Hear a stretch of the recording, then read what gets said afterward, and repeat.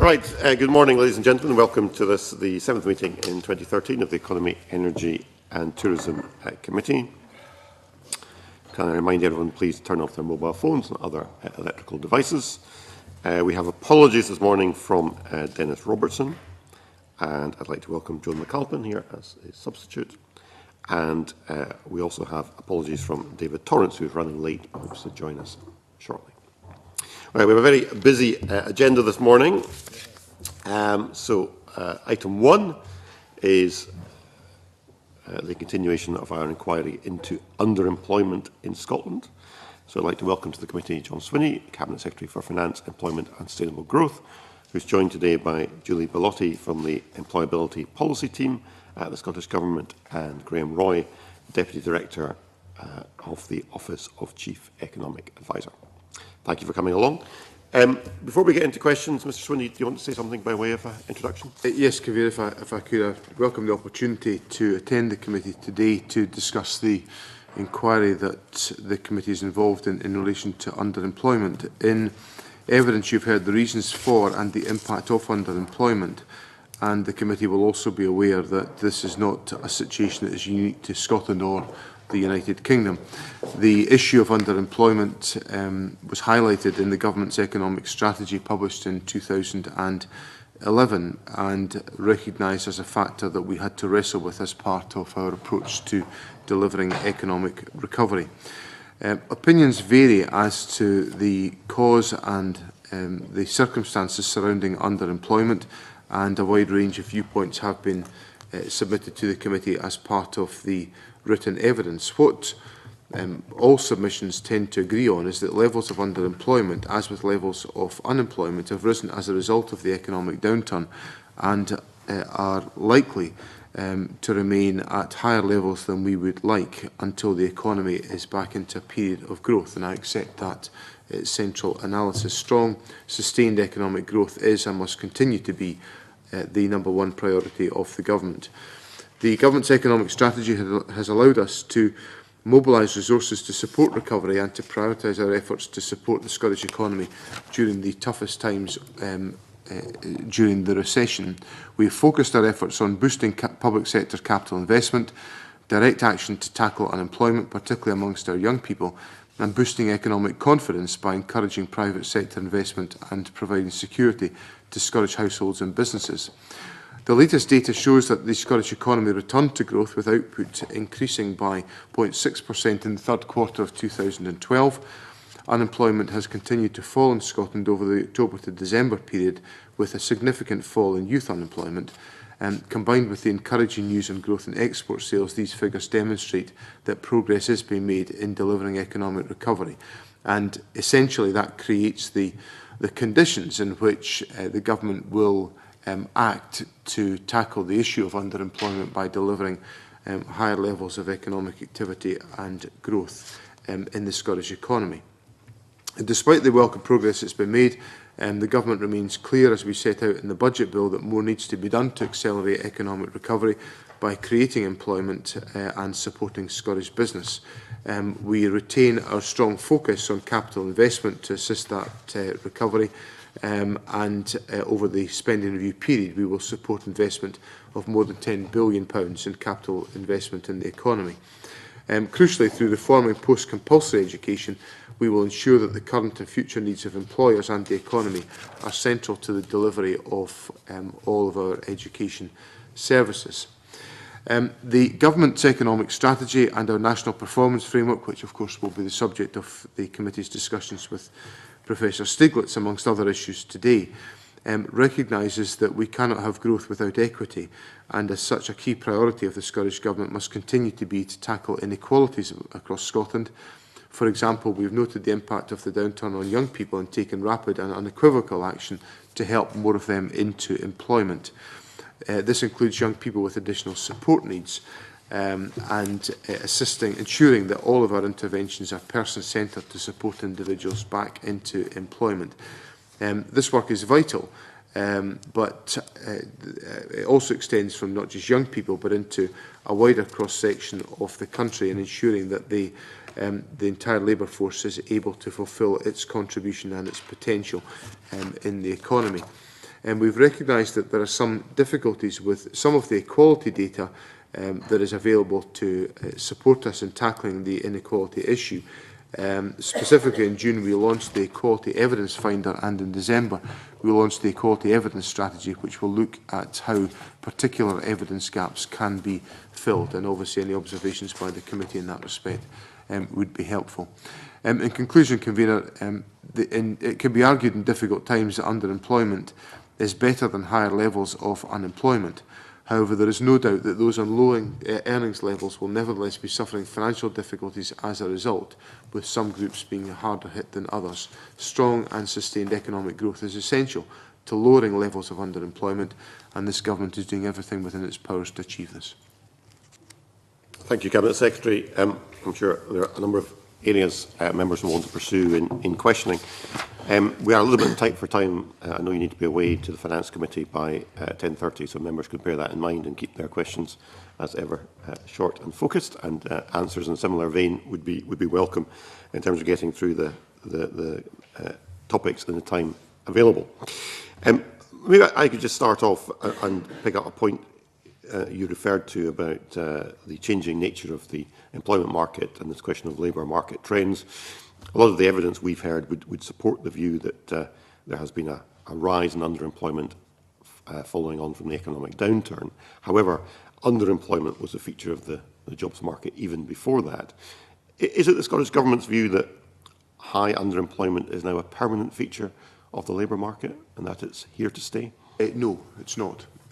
Because I think one could only take that view if we believed that there was no prospect and possibility of delivering higher levels of economic growth within Scotland. I think I would summarise my position as being essentially there is an inextricable link between levels of economic activity in general in the economy and the level of underemployment. I think there are two aspects to underemployment which are distinctive and have to be looked at in a distinctive way. The first is where people are unable to obtain the necessary period of employment, working hours and other factors which can provide them with a level of acceptable remuneration activity as a consequence of their economic activity. There is then a separate group where you will have people who are frankly operating below their capability, and I think the two different and distinctive elements there are solved in different ways by an improvement in economic activity. If the economy is more buoyant, if there is more demand in the economy, then clearly people operating on restricted hours may well be able to operate on longer hours, and the level of underemployment can be tackled in that fashion. For people who are operating below their skill level, then that means that we have to attract and create the employment opportunities that deliver the necessary skills, capabilities and skills utilisation for members of the public in that category. These are both features of economic growth, but they have to be delivered in distinctive ways, and that is why in the government's economic strategy we highlighted the importance that we attach to the issue of underemployment and the fact that that has to be tackled within the government's economic strategy. Mike McKenzie. Yeah, thank you, Convener, and good morning, Cabinet Secretary. The committee took evidence from Professor Bell, who had, I think, along with Professor Blanchford, made a study of this. Now, Professor Bell seemed to be unsure if this was a reasonable response on behalf of employers in reaching a compromise with their employees and perhaps mitigating job losses, or whether so he seemed uncertain whether this was a good or a bad response, and really didn't commit himself either way. But my question is, how far is this phenomena beyond the powers or control of the Scottish Government? I think my general observation at the outset in relation to the debate that Professor Bell was commenting upon, is that I think people, and you see this commentary quite frequently in some of the economic assessments of the experience during the recession. I think the expectation has been that unemployment, I think people would have expected unemployment generally to have been higher in Scotland since 2008 than it has actually been. And I certainly am of that view, that I think we could have expected unemployment, given the gravity of the economic shock that we have experienced, to have risen to a higher level than we have experienced. Now, unemployment is still too high, and but I think the reason why its level has been mitigated has been a whole series of very good examples of employers and employees collaborating about finding a way to sustain employment during difficult times. So, in some workforces, we have seen occasions where the entire workforce has agreed to, where they ordinarily would not have done so, by taking holidays in a certain period of time, adding on to training periods, so therefore production could be suspended for a period of time without it impacting on the ongoing economic position of the company. It's preserved employment, but it's required a certain amount of flexibility from members of staff, trade unions, in a collaborative agreement working with employers. And I welcome that, because the alternative to that is that employers might have to take decisions to reduce the number of people that they employ. So I think a lot of these arrangements have to be navigated and negotiated with individual employers, and I think that's a good thing, and I pay tribute to the conditions in which employers, trade unions and employees have been able to come to mature agreements about how all of this fits together. In relation to the question of the powers of the Scottish Government, I would make two observations. One is that the spending envelope within which we operate in the public sector in Scotland requires a certain set of steps that we have taken as an administration. I would freely acknowledge them to be choices that we have made, which have resulted in the reduction in levels of public sector employment. I think that's been it's been one of the choices that we have made, that we have had to reduce the size of the public sector workforce to live within the resources that we have available to us. Now, of course, people can say, well, we shouldn't have done that, but then if they're going to say that, they have to explain how we would have sustained those other, that higher level of public sector employment within the resources available. The other aspect of it is what the government can contribute towards improving and expanding economic activity within the Scottish economy. And of course, we have, I would contend that the government has maximised the utilisation of the powers under our control to ensure that we had the most effective economic interventions to stimulate and to support the economy. If I go back to 2008, one of the reasons why I think unemployment was much lower in 2008 and 2009 than we might have expected was that we brought forward several hundred million of capital expenditure, which sustained employment within the construction sector and enabled public sector demand to replace private sector demand that had evaporated at that time. So, yes, there are things that we can do, but obviously with a wider range of economic powers, there are more things the government could do. Thank you very much. Okay. Rhoda Grant. I suppose at the outset of this inquiry, I would have agreed that underemployment was preferable to unemployment. I'm not so sure, given some of the evidence we received about how people are trapped in jobs which do not pay them the equivalent to what they would receive on benefits, but they can't get out of that. They can't leave those jobs because they'd be penalised. So people are stuck in a really bad position where they're facing poverty that's on an unbelievable scale. And I was just wanting to ask specifically, what is the government doing to try and tackle underemployment? The government obviously contracts, it gives funding to organisations and the like. Is there any scope within that that the government could use its powers to discourage underemployment? Well, as I've said in my contribution already, the government recognises the importance of the issue of underemployment and therefore seeks to tackle that by ensuring that we create the conditions that can maximise the employment opportunities within the economy and the opportunities for people to obtain fulfilled employment as a consequence of their activity.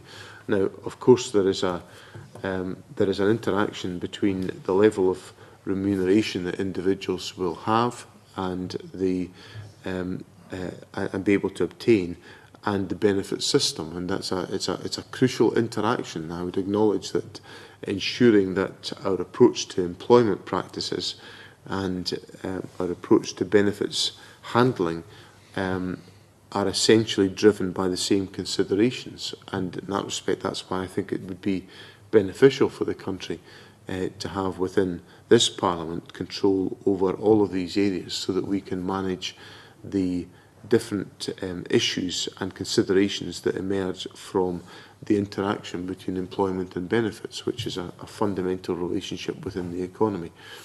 Now, obviously, the within the judgments that have to be made about the preservation of employment, there has to be consideration given as to whether or not individuals are actually receiving a level of financial support that that is credible, that actually enables those individuals to have an acceptable standard of living.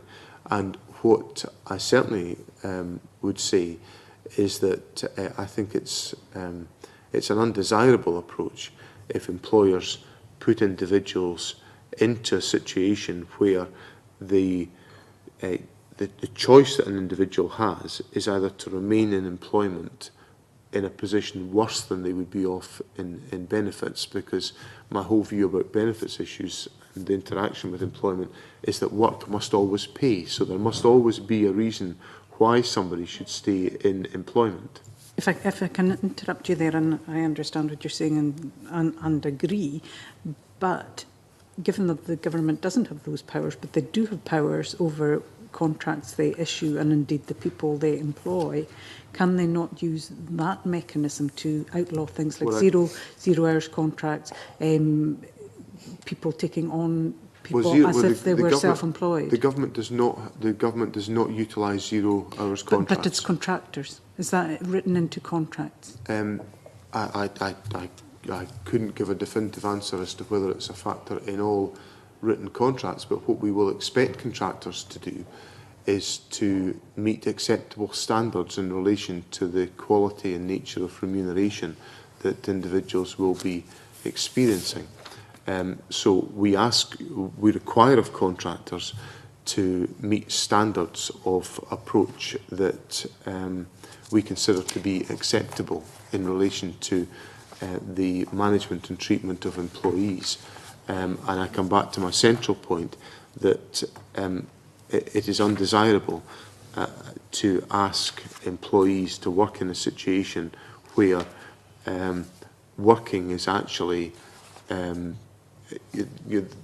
we construct employment arrangements that are not more beneficial than being on benefits. That is, we must always ensure that work pays.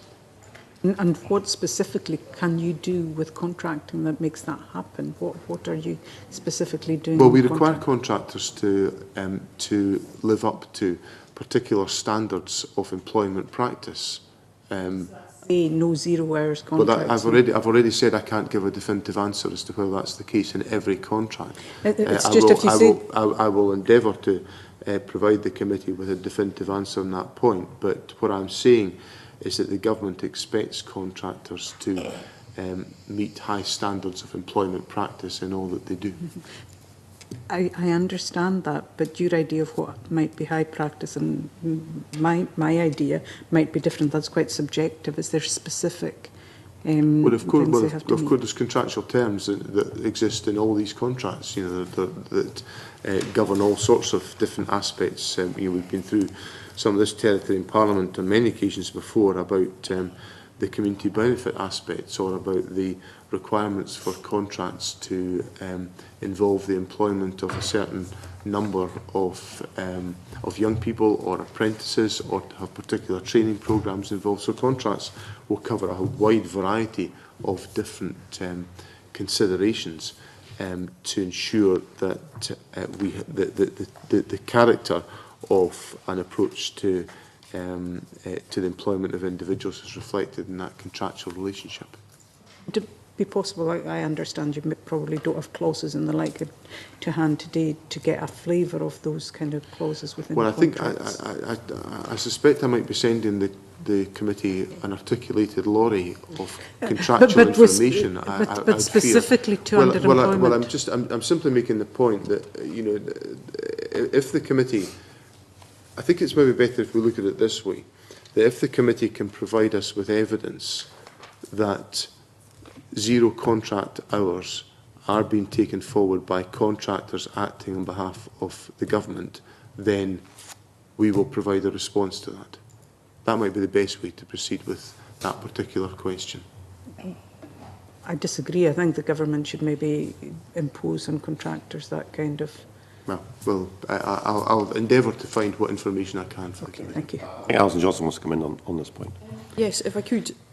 In our papers today, we're advised that the recently published Workplace Employment Relations Survey shows that there is an increase in the use of 0 hours contracts, and highlights that there are surprisingly high numbers of such contracts being used by organisations who are in receipt of public funding, I should say. And I'm quite astonished to learn that a recent survey at Edinburgh University shows that 27% of staff are on such contracts. Indeed, almost 50% of staff are on such contracts in one particular department. Now, I think 0 hour contracts obviously have a huge impact on the ability of individuals to balance budgets, to take on mortgages, just to meet, you know, normal everyday living costs. And I'd really like to just understand a bit more clearly the Scottish Government's view on the use of 0 hour contracts in the public sector. Is it something that you would like to see decrease, and do so rapidly? And could we not tie into the public procurement process, you know, when organisations are in receipt of funding, a commitment that this doesn't occur? Well, as I've said already, the government does not use 0 hours contracts in the contracting of our staff. So that's a pretty clear signal that the government doesn't approve of 0 hours contracts. Now, whether there is scope to and legislative competence to then extend the requirement that in procurement contracts 0 hours contracts cannot be used, it's a question we would have to consider, and I'd certainly happily consider that on behalf of the committee. And we have our procurement bill that is coming through Parliament in due course that would enable us to consider some of those questions. So it's certainly, you know, the government does not support this as a practice. We don't use this as a practice, and we certainly would explore what other opportunities there are to apply that approach within public sector contracting. That would be very helpful. Can I ask a question in a similar vein? Yesterday, as part of our underemployment inquiry, we visited Amazon in Dunfermline, who are in receipt of, you know, a generous subsidy through RSA and the Scottish Property Support Scheme. But, you know, we are aware that there are issues surrounding Amazon's payment of taxation.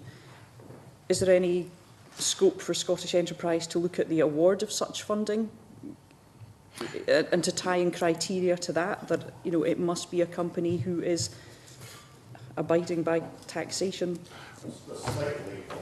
But I do think that, you know, well, if we're not optimising the taxation that we collect, that impacts on the provision of public services, employment and demand. So I do think there is a very strong link. There's a rather tortuous connection. And Mr. Swinney would like to answer that. I'll let him answer. Yeah, I'm very happy to answer. I think ultimately this comes down to a judgment. You know, Alison Johnson won't need me to rehearse the fact that the issues around about the levels of tax paid by Amazon are not an issue over which we have legislative responsibility. It then comes down to, you know, a choice. where we either are prepared to take steps to try to attract employment and economic activity into Scotland from companies like Amazon, which clearly and indisputably have an economic impact. If the committee was visiting Amazon yesterday, there would have been people employed there. I'm pretty confident that there were people employed there. Quite a lot, yes, exactly.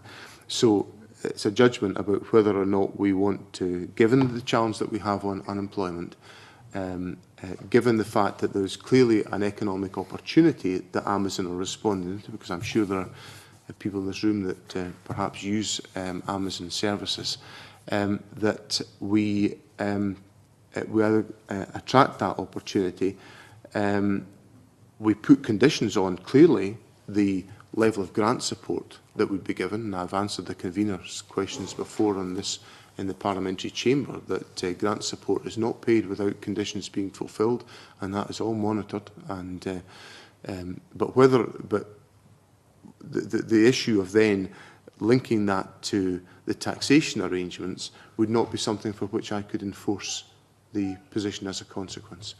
So I think there's a judgment to be applied as to whether or not this is a desirable and beneficial input into the Scottish economy, and the government has taken the view that this creates economic impact, and I'm sure it's welcomed by the people who are employed by Amazon.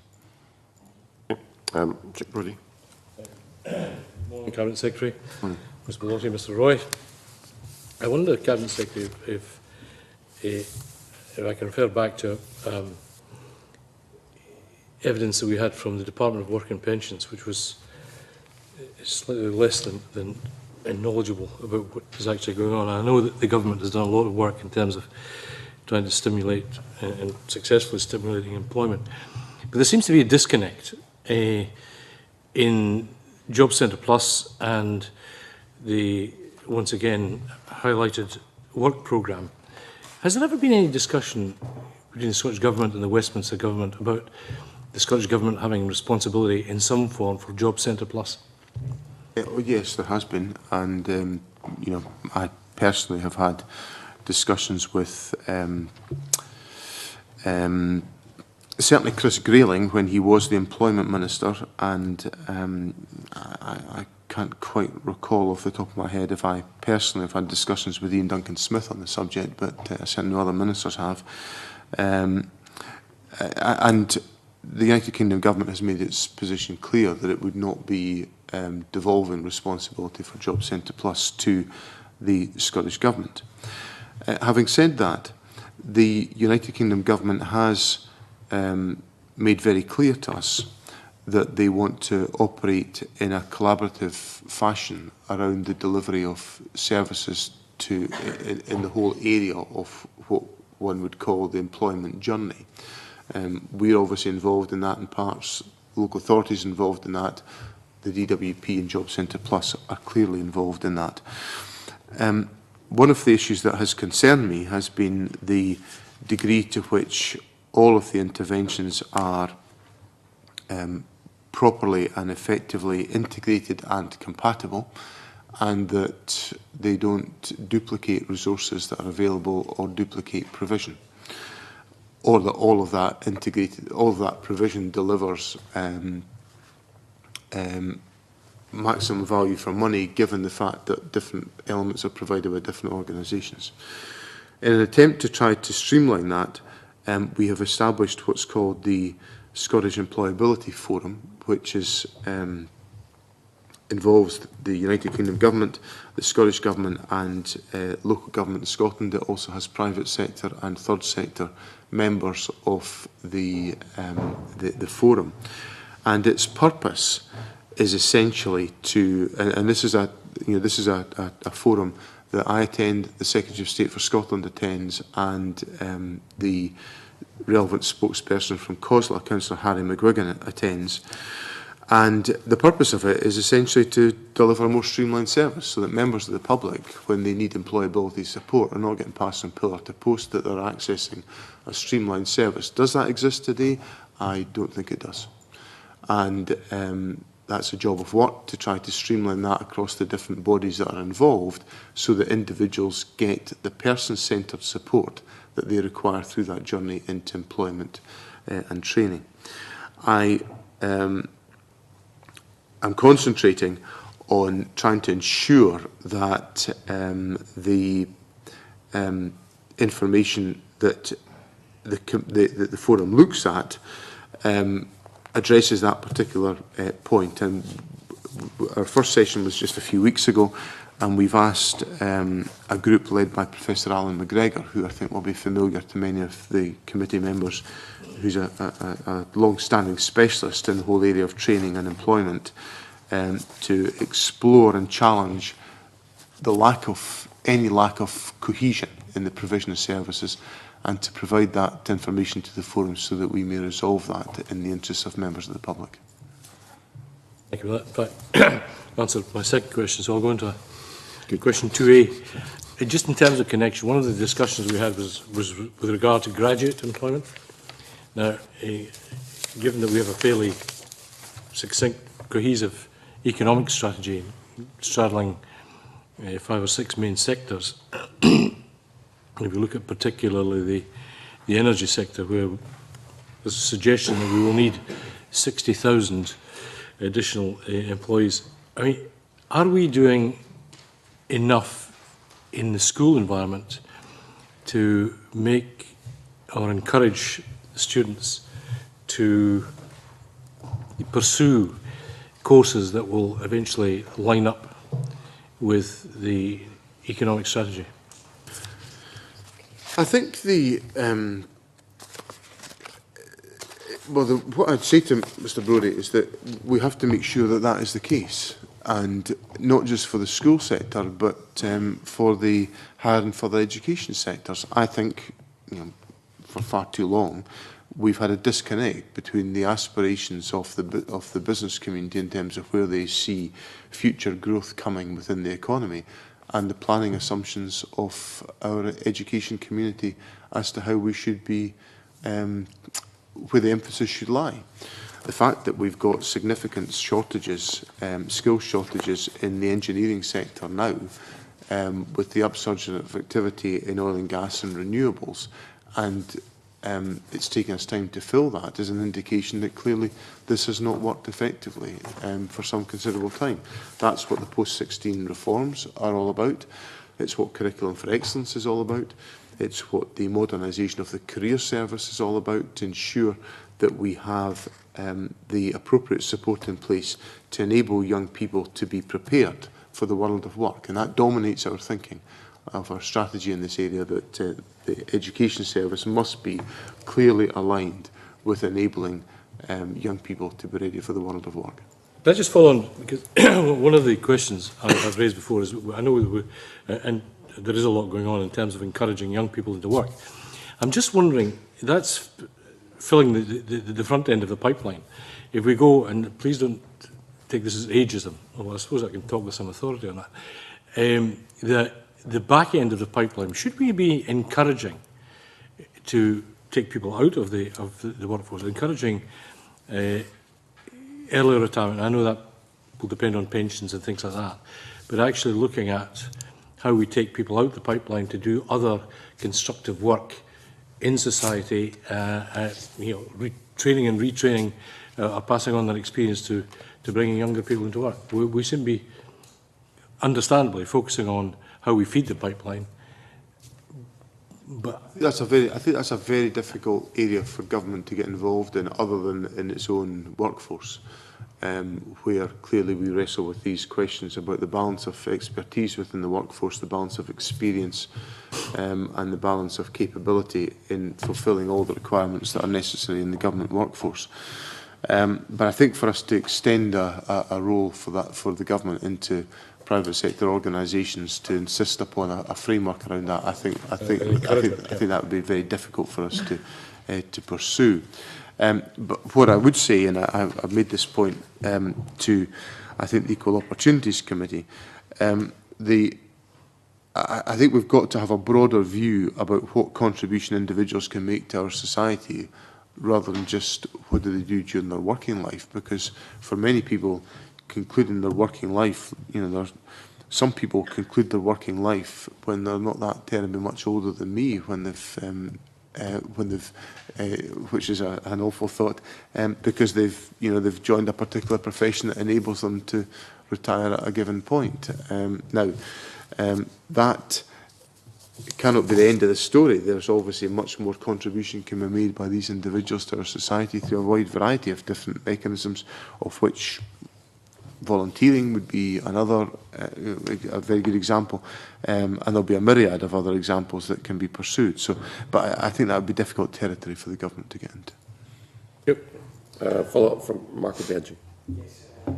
Slightly worryingly, Chick Brodie has just asked on the two topics that I wanted to ask on later. But to follow on from that, the data that shows a very large group of people wanting to work more hours also shows a very large group, indeed until very recently a larger group, wanting to work slightly fewer hours, the so-called overemployment, primarily older people who would be quite happy to work a little bit less. Not that I'm looking at Chick Brodie for any particular reason there. Do you think, bearing in mind everything you've said, do you think in this country we maybe have an issue with the availability of quality part-time employment and the esteem that part-time employment is held in as a general cultural issue in the economy? I think that there is a, the last part of Mr Biaggi's question I do have considerable sympathy with, that I do think there is a view that somehow part-time employment is not that desirable. Part-time employment will suit some people in our society down to the ground. It will meet their circumstances perfectly, and we need to have, I think, one of the interesting points that I think has enabled us to maintain a lower level of unemployment than might have been expected during the recession has been the growth in labour market flexibility, where employers are perhaps finding that they can come to arrangements with members of staff who are valued and good members of staff who might have worked full-time at some stage, but working part-time suits their lifestyle and the choices they've made about their life more effectively. And employers are able to make a judgment saying, well, actually, I'd rather keep a bit of this individual than lose this individual entirely. So I think that the utilisation of labour market flexibility and part-time working arrangements, I think, is entirely desirable. But I do agree with Mr Biaggi's point that I think there is a question of esteem in which part-time employment is held. Certainly one of the surprises for me that there were so many people that presumably, based on the data, would like to step down to part-time employment, but for whatever reason haven't. The other follow-up to a point that Chick Brodie had made was concerning higher education providers. Fundamentally, they are responsive to demand, but it's been put to me that the problem is that the demand that's leading their provision is student demand rather than business demand, and that they are essentially fundamentally facing in the wrong direction in terms of their market. Now, I think that's quite a bold proposition, but I would be interested for your views on that. Part of what I was answering in the context of my answer to Mr Brodie were designed to cover the fact that I think fundamentally our education system has got to be more aligned with equipping individuals for employment than it has been in the past. So, for example, I regularly meet with representatives of the business community who express frustration at the fact that they cannot obtain the necessary skill level or experience from the output from our colleges and universities, and for that matter our schools. Now, what the government has done about that has been to take forward a programme of reform to better align industrial sectors and economic sectors with the approaches of our school, college and higher education communities.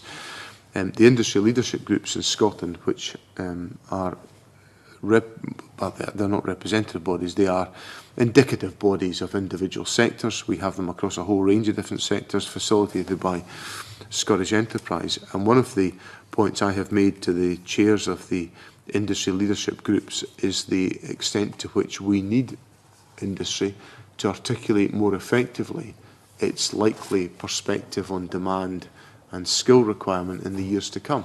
Now, I'm not going to sit here and be critical of the education service alone. I don't think business has been particularly good at articulating what its future demand would be. So therefore, for the colleges and universities, it's kind of difficult for them to work out, you know, it's all very chicken and egg. If we can, however, get them all lined up so that there is an open discussion about future developments and planning, and I think the government's economic strategy helps to enable that, you know, with the focus, for example, on key sectoral areas of development such as the renewable energy sector or the development of the food and drink sector or the development of the creative industry sector. It gives a clear signal to both the business community and also to the education community about where we see some of the action coming in the future of the Scottish economy, and then we can fine-tune some of that work to ensure that the colleges and universities can respond positively to the demand of the business sector. Margaret McDougall. As the last member to get in, most of my questions have already been asked as well, but I will manage to provide another few questions. Firstly, on the graduate situation, the Scottish Government announced a pilot scheme to boost postgraduate employment in June last year. I just wondered if the Cabinet Secretary could give an update on that and just how successful it has been and whether it will be rolled out across the country and what data has been collected on that. I don't have the data detail in front of me today, but I'm very happy to provide that to the committee. The initiative that we've taken forward is, it's been rolled out for some time. The evaluation of that is not produced yet, so it's a bit early to judge as to what the impact of that initiative has been.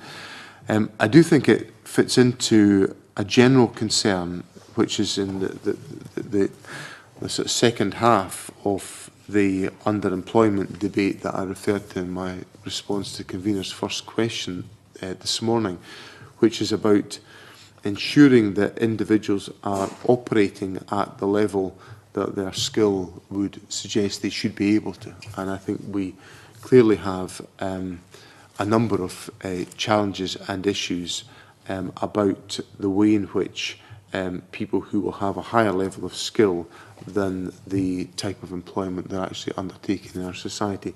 Some of that is about the economic conditions with which we are wrestling, and the fact that we are the economy is not growing as dynamically as we would like. So therefore the opportunities for expansion and development within the economy are more limited than we would like them to be, and that will obviously have a particular effect on postgraduate and graduate employment.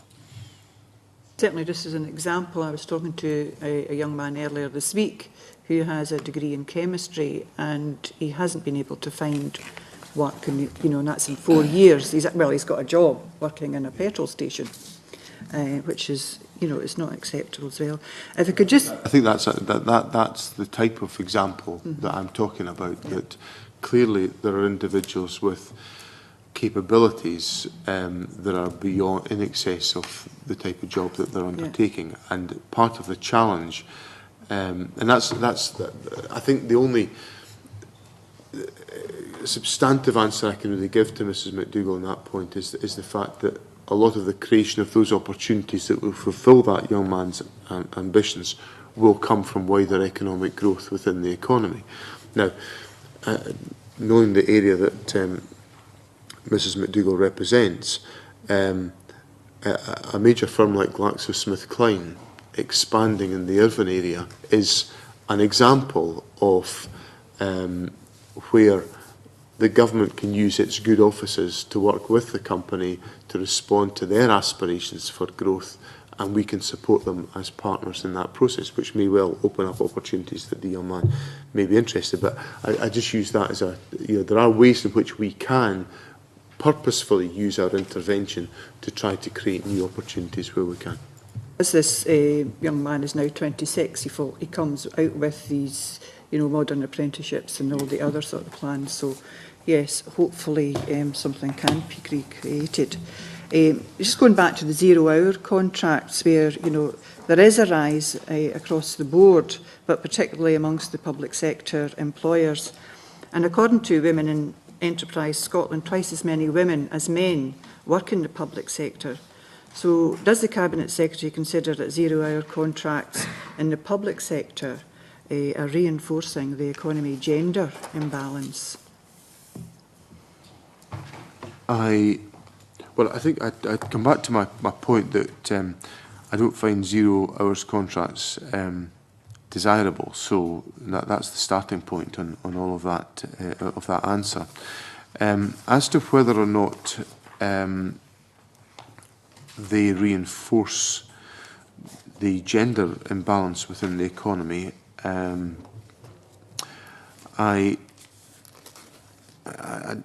not sure I could establish a clear relationship on that point. What I would say to Mr McDougall is that the whole issue of occupational segregation is an issue that is really material to the approach the government has taken through its economic strategy to try to change the whole nature of occupational segregation in the Scottish economy. A number of our interventions about, for example, encouraging more women to become involved in the STEM subjects, both in the school sector and in the college and employment sectors.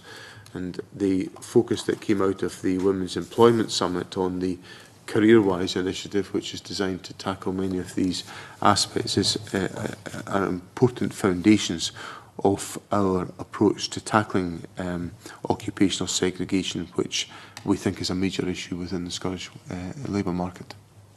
One of the issues that does face women getting into work and staying in work is childcare.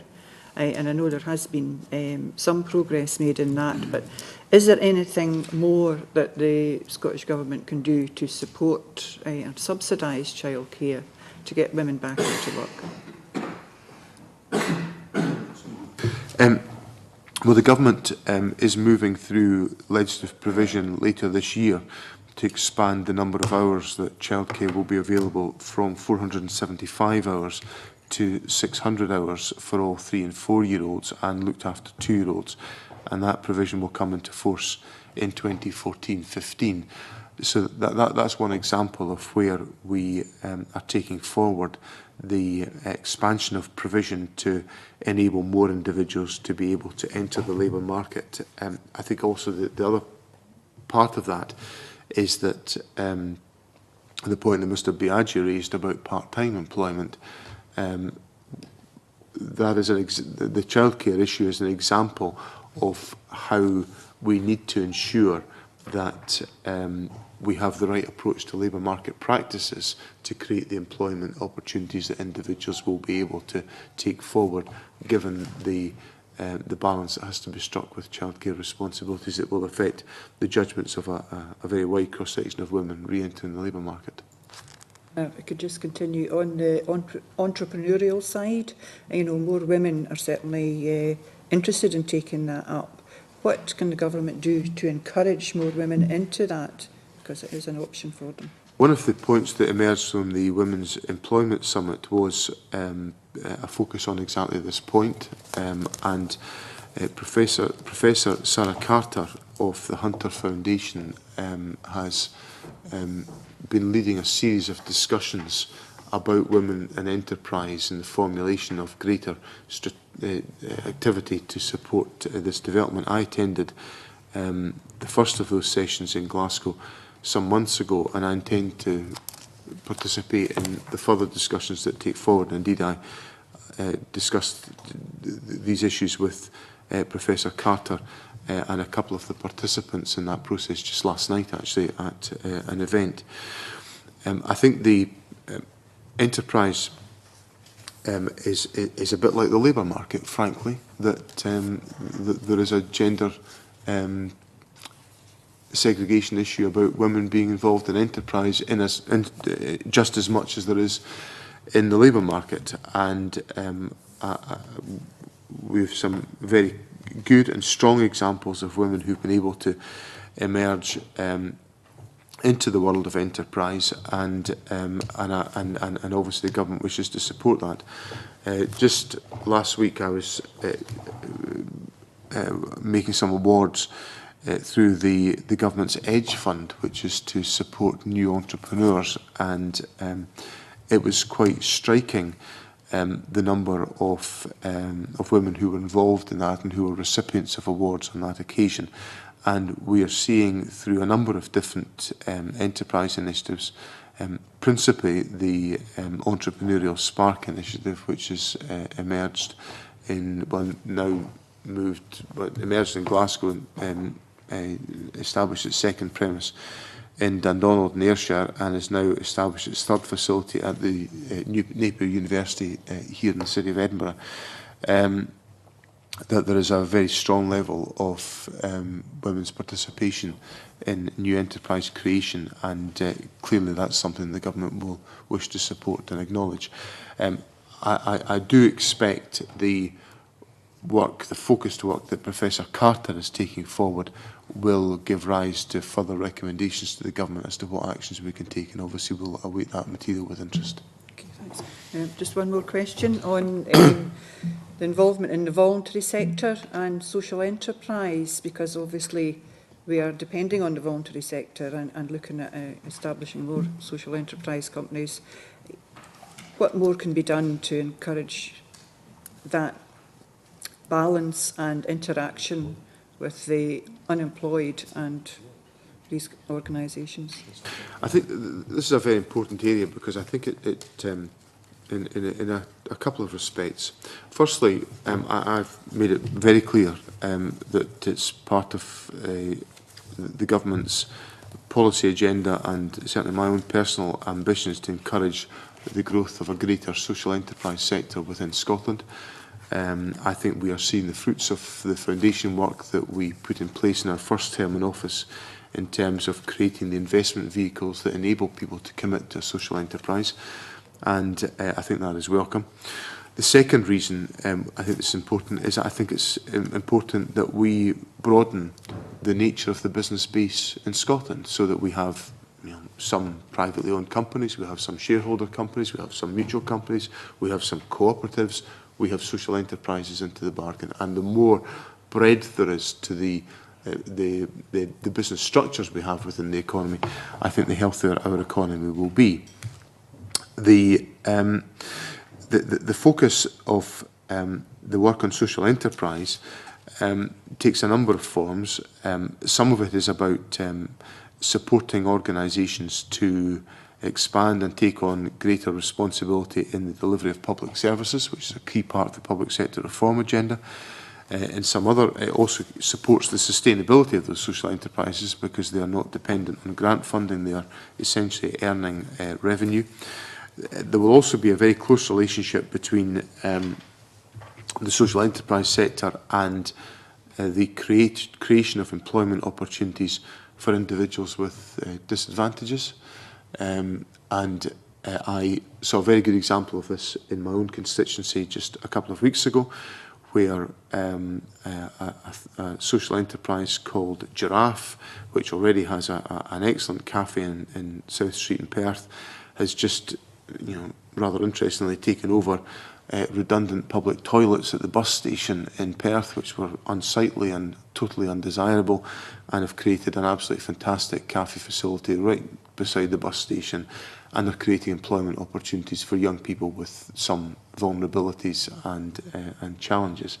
And it's a pleasure to see such strong, well-founded organisations being able to create employment opportunities, which for these young people, wider mainstream employment opportunities would be, I think, pretty much off limits. but they're able to make an economic contribution, and it was excellent to see such successful journeys. And I see that in a whole variety of different areas across the social enterprise sector in Scotland. Thank you very much. Good morning, Cabinet Secretary. Morning.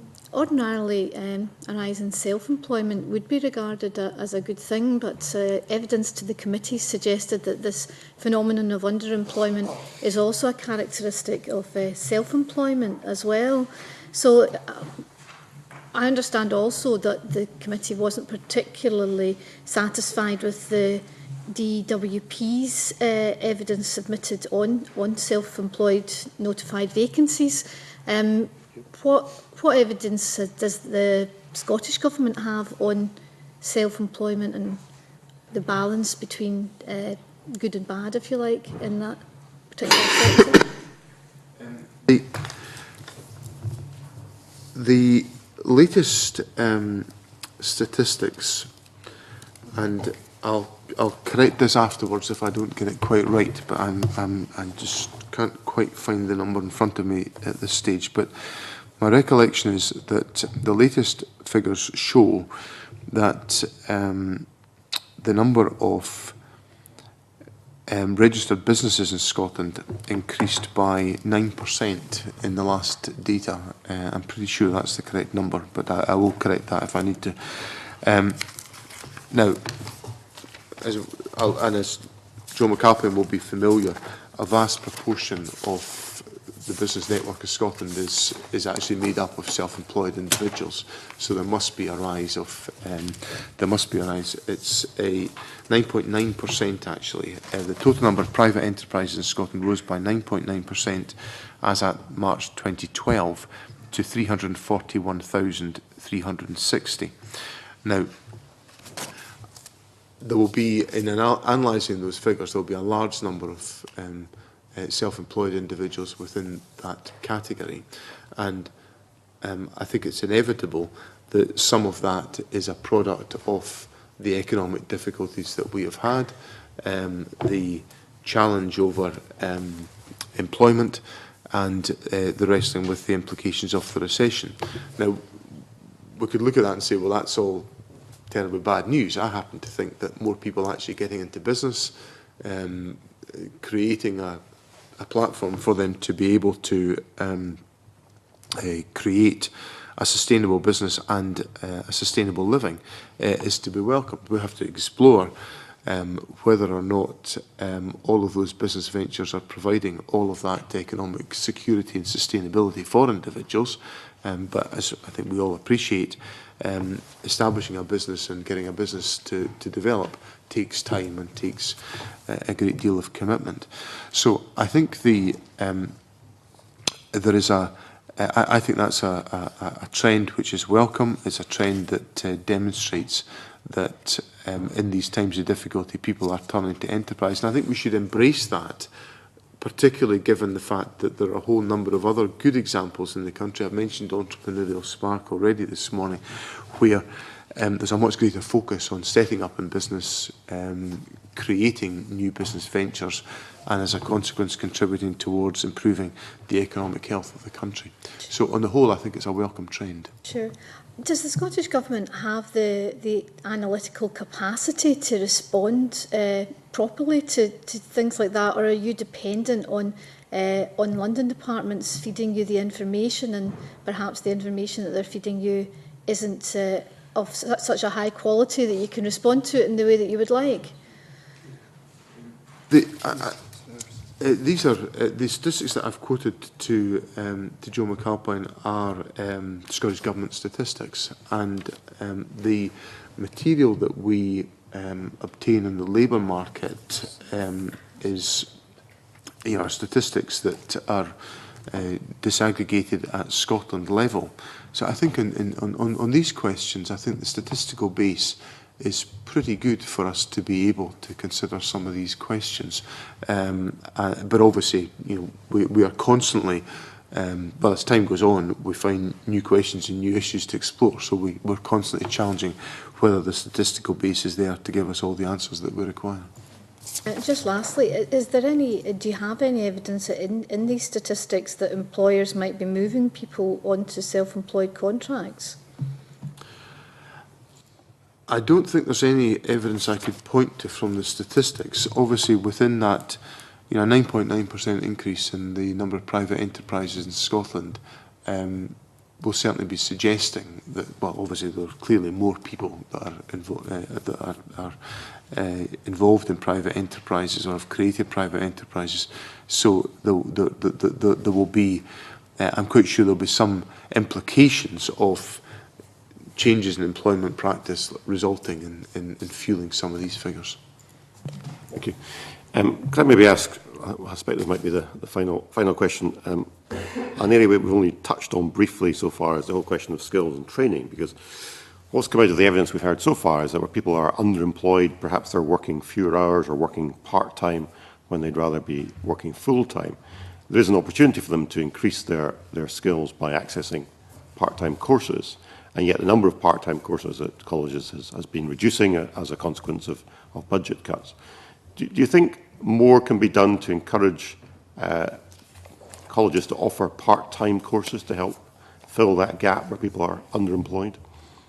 I think that the focus of the government's approach has been to shift the emphasis on to more full-time courses within the college sector. The reason for that is that all of the evidence says to us that to help people to enter the labour market, they must be able to have a deeper skills experience and deeper skills training to equip them for entering the labour market.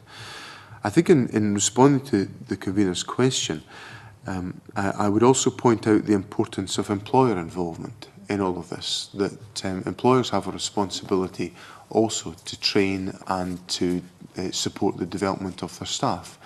And some employers invest heavily in this process, and I think there's an area where there would be opportunities for that to be strengthened as a consequence of the work that is undertaken within companies. The government does, of course, offer flexible training opportunities which support Scottish businesses with 100 or less employees to improve their skills-based productivity, and about 50% of the training cost, up to a maximum of £500 per employee training session, is available to individual companies. So the government does its bit, but employers have also got to do their bit as well. Okay, I'll take a brief supplementary on this point from Rhoda Grant.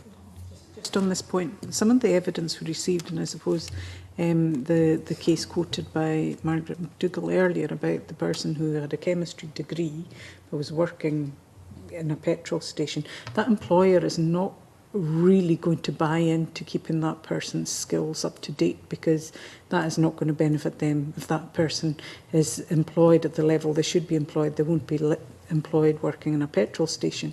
So it's those kind of people who are underemployed, i.e. they're not using the skills they have, who need to have their skills kept up to date so that they are work ready for an upturn and when jobs become available. Because if they remain being unskilled, they're never going to reach their full potential and that training is wasted. So it's how do we get those into training and college courses that allow them to continue to work in their underemployed jobs but keep them work ready to be fully utilised. But Rhoda Grant said there that these individuals were unskilled. Mrs McDougall's example to me was of an individual who had a chemistry degree. But now, that's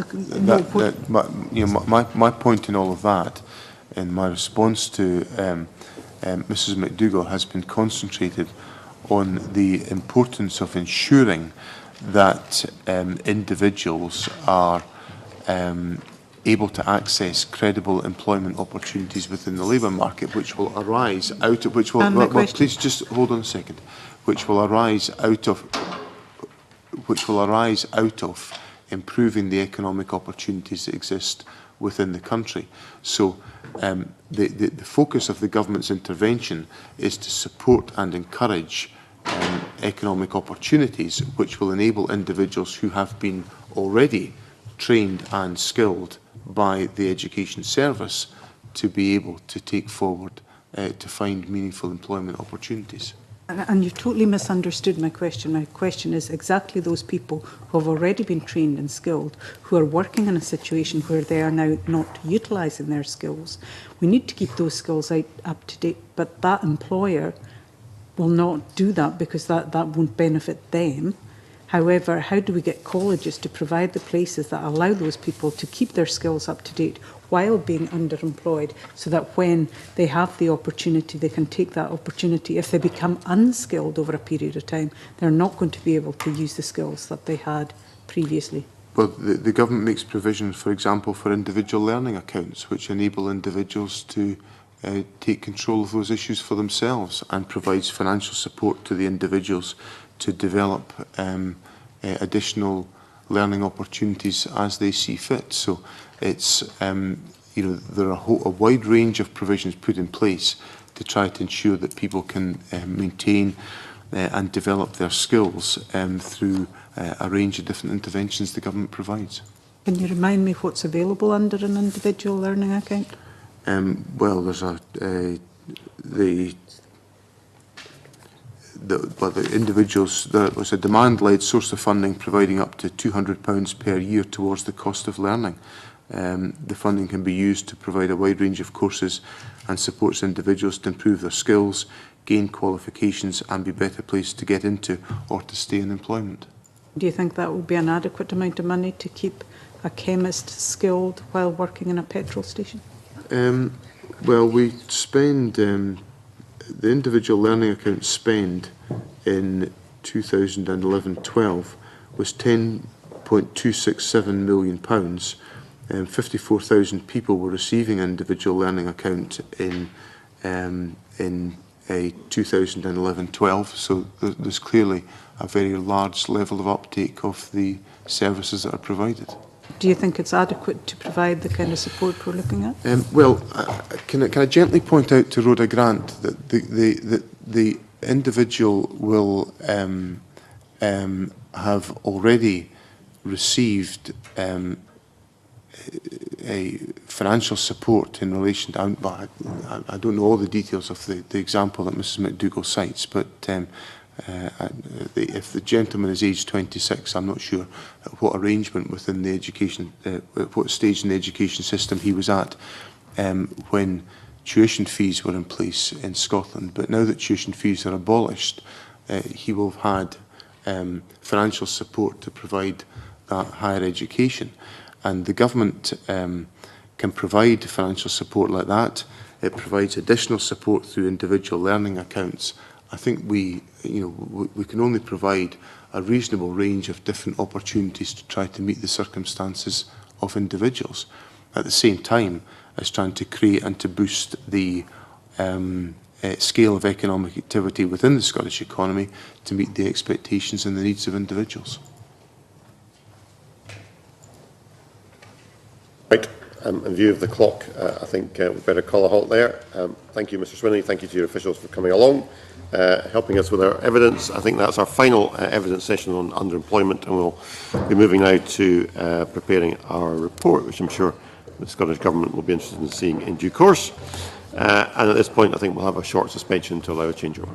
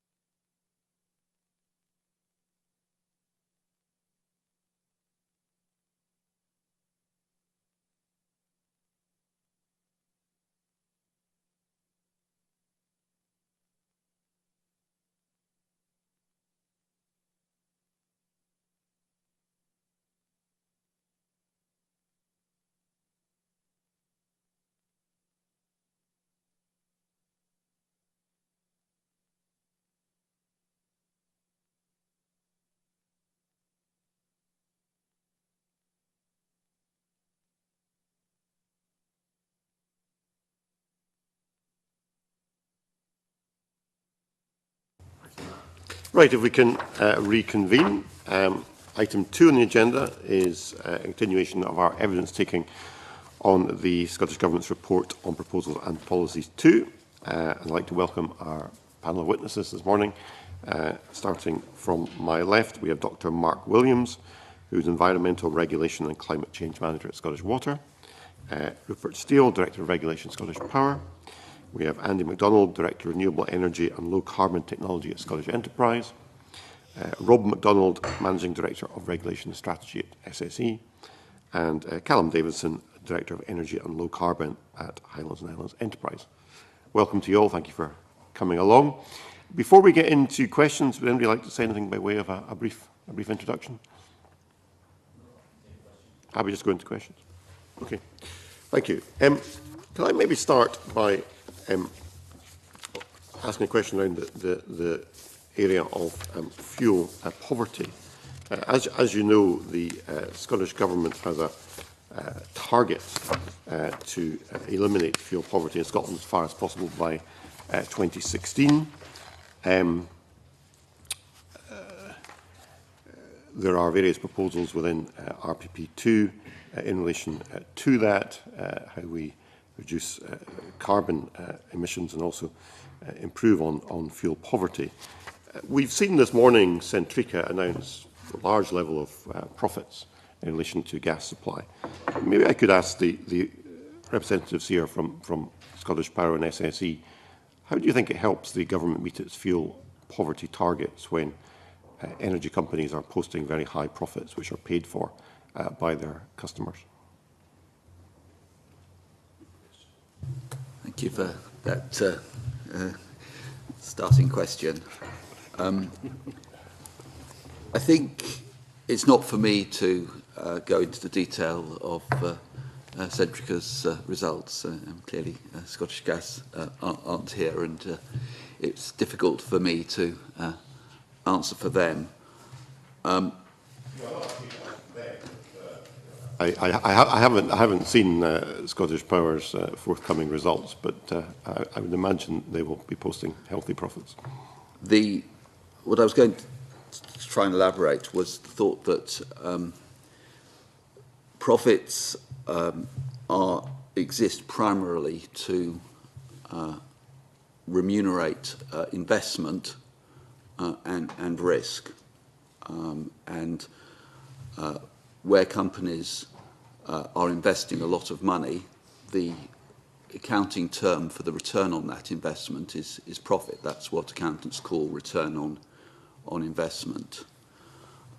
And where you have companies making huge investments in energy infrastructure, that is only feasible if there are commensurate profits which reflect the appropriate return on those investments.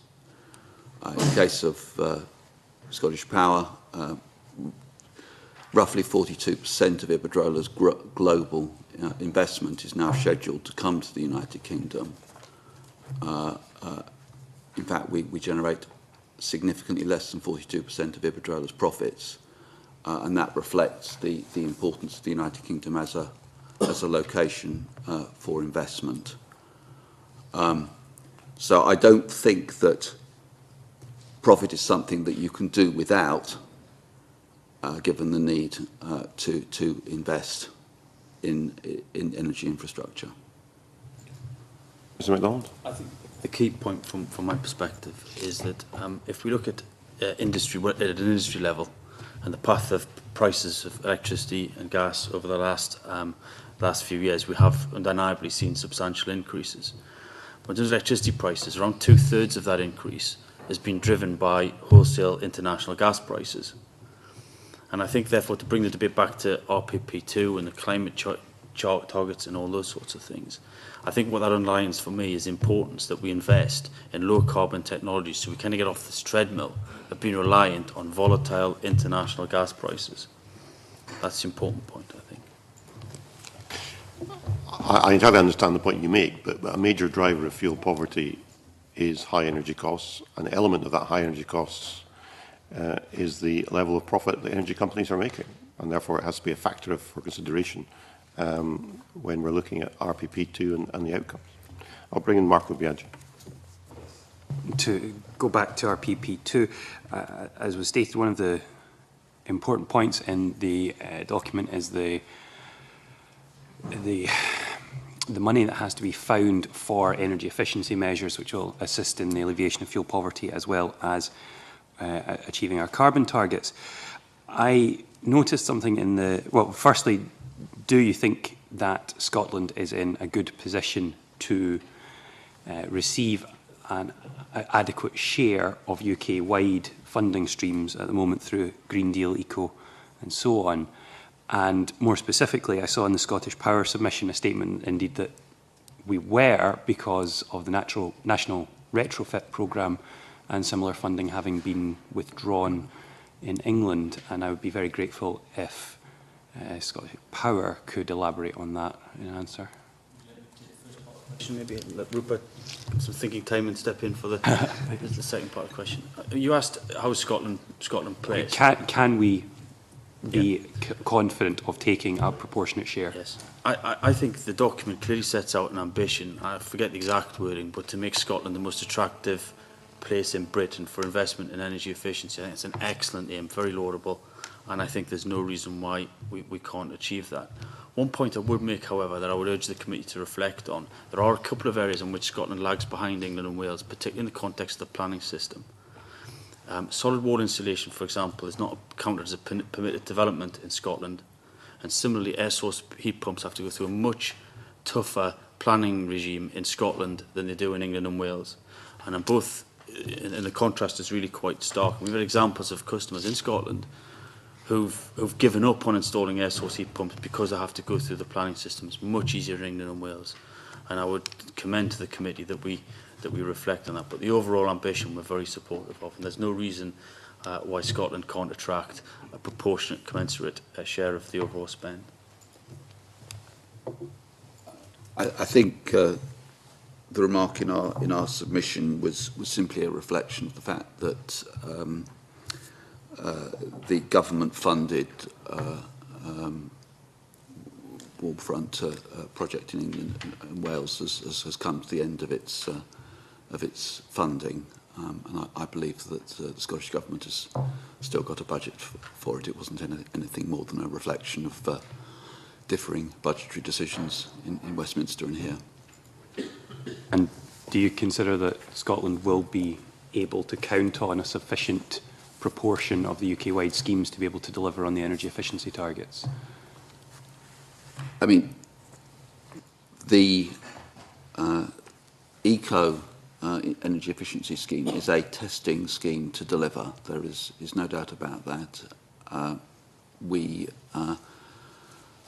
don't yet know what the demand for solid wall insulation will be. It's quite a complicated scheme. We will be, and I think all energy suppliers will be looking for every opportunity to deliver those requirements wherever they can be found.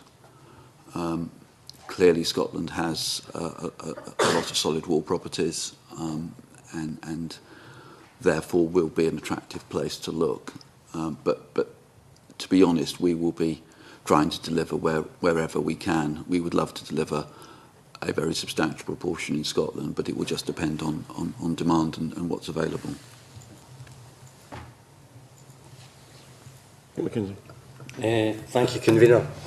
Isn't it the case that we would already be much further on in terms of reducing climate change emissions if there had been sufficient investment in our grid infrastructure prior to now? And I'm thinking about grid constraints. I'm thinking about providing cables to our islands, to Western Isles, to Orkney, to Shetland. Surely the investment that needs to be made should have been made well before now. Starting not giving you referring to Western Isles and Orkney, which is kind of in our patch. I think one of the problems we've got with grid investment is in relation to a slight chicken and egg problem here. We know we've had in Scotland an issue with transmission charges for many years. So if you just let me focus on that first. We've seen Ofgem conduct a very extensive consultation on transmission charges, Project Transmit they called it. That led to a set of proposals that would have been beneficial for Scotland, would have led to a much fairer set of transmission charges in Scotland. You won't bombard you with too many numbers, but for Islands. there are issues still around the islands. I agree, but if I may, Mr. Mackenzie. So first thing for Scotland generically is we need to sort out those transmission charges, because I think it's unforgivable for Ofgem and National Grid to have identified there is a problem that needs fixing 2 years ago and for that still not to be fixed. So that's a necessary condition, but still not a sufficient condition. So to come back to your point on the islands, one of the issues we have is, and it doesn't make us very popular, but it's one of the issues we have to grapple with, is that we get slightly conflicting messages. So on the one hand, we have messages on the island groups that says we need the grid built now, we built it very, very quickly because the scheme's waiting to come. But on the other hand, we have stakeholders and lobbying, DEC and government and those sorts of things to get greater subsidy for the island groups on the basis that they're uneconomic. And that's important. That gives us a real dilemma. And it's important for two reasons. Firstly, because of the planning regime. If we go to planning for these things, we have to be crystal clear that there's a need. We have to make a needs case, as I'm sure you'll appreciate and support. We cannot go for planning approval, way leaves and those sorts of things on the basis of speculative developments where there might not be anything on the back of it. And you could imagine, for example, if we had come to this committee in the Scottish Government with the Bewley-Denny proposals without that certainty that there was renewable developers behind it. And clearly, when there is a DEC committee looking at the whole question of affordability of renewables on the island, there is that question mark about the economics of those projects, and we cannot get away from that. And the second reason it's important is because of cost. These are big numbers, these are big bets, if you like, big plays that we're making. The West Nile Link, for example, would be £700 million sterling. If there's renewable developers on the end of that, that's all well and good, and it gets funded through the wind farms and the revenues from the wind farms. If we place that bet, if you like, build the cable link, and there's nothing on the end of it, then we expose the generality of customers to a £700 million bill. And just to put that in context, that's roughly equivalent of £150 for every single household in Scotland. So what we've got is a very, very difficult balancing act here. We're absolutely keen that we want to get the developments away as quickly as possible, but we do have to balance that against there being a definite signal from the developers that they are coming. On the West Niles, that has proved very difficult, I'm afraid. Is it, though, not a matter of basic common sense that where renewable opportunity exists, and particularly where it exists, that opportunity very significantly on Scotland's islands, then it absolutely makes sense to get the cables, to get the infrastructure there to facilitate that.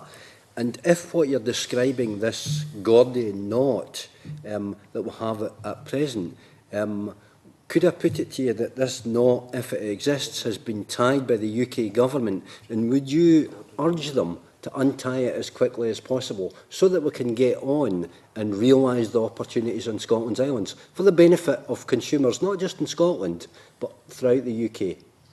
I would agree that the Gordian knot, as you eloquently describe it, lies is at the policy level with Westminster and Holyrood, if I may say so, because both institutions have some of the powers.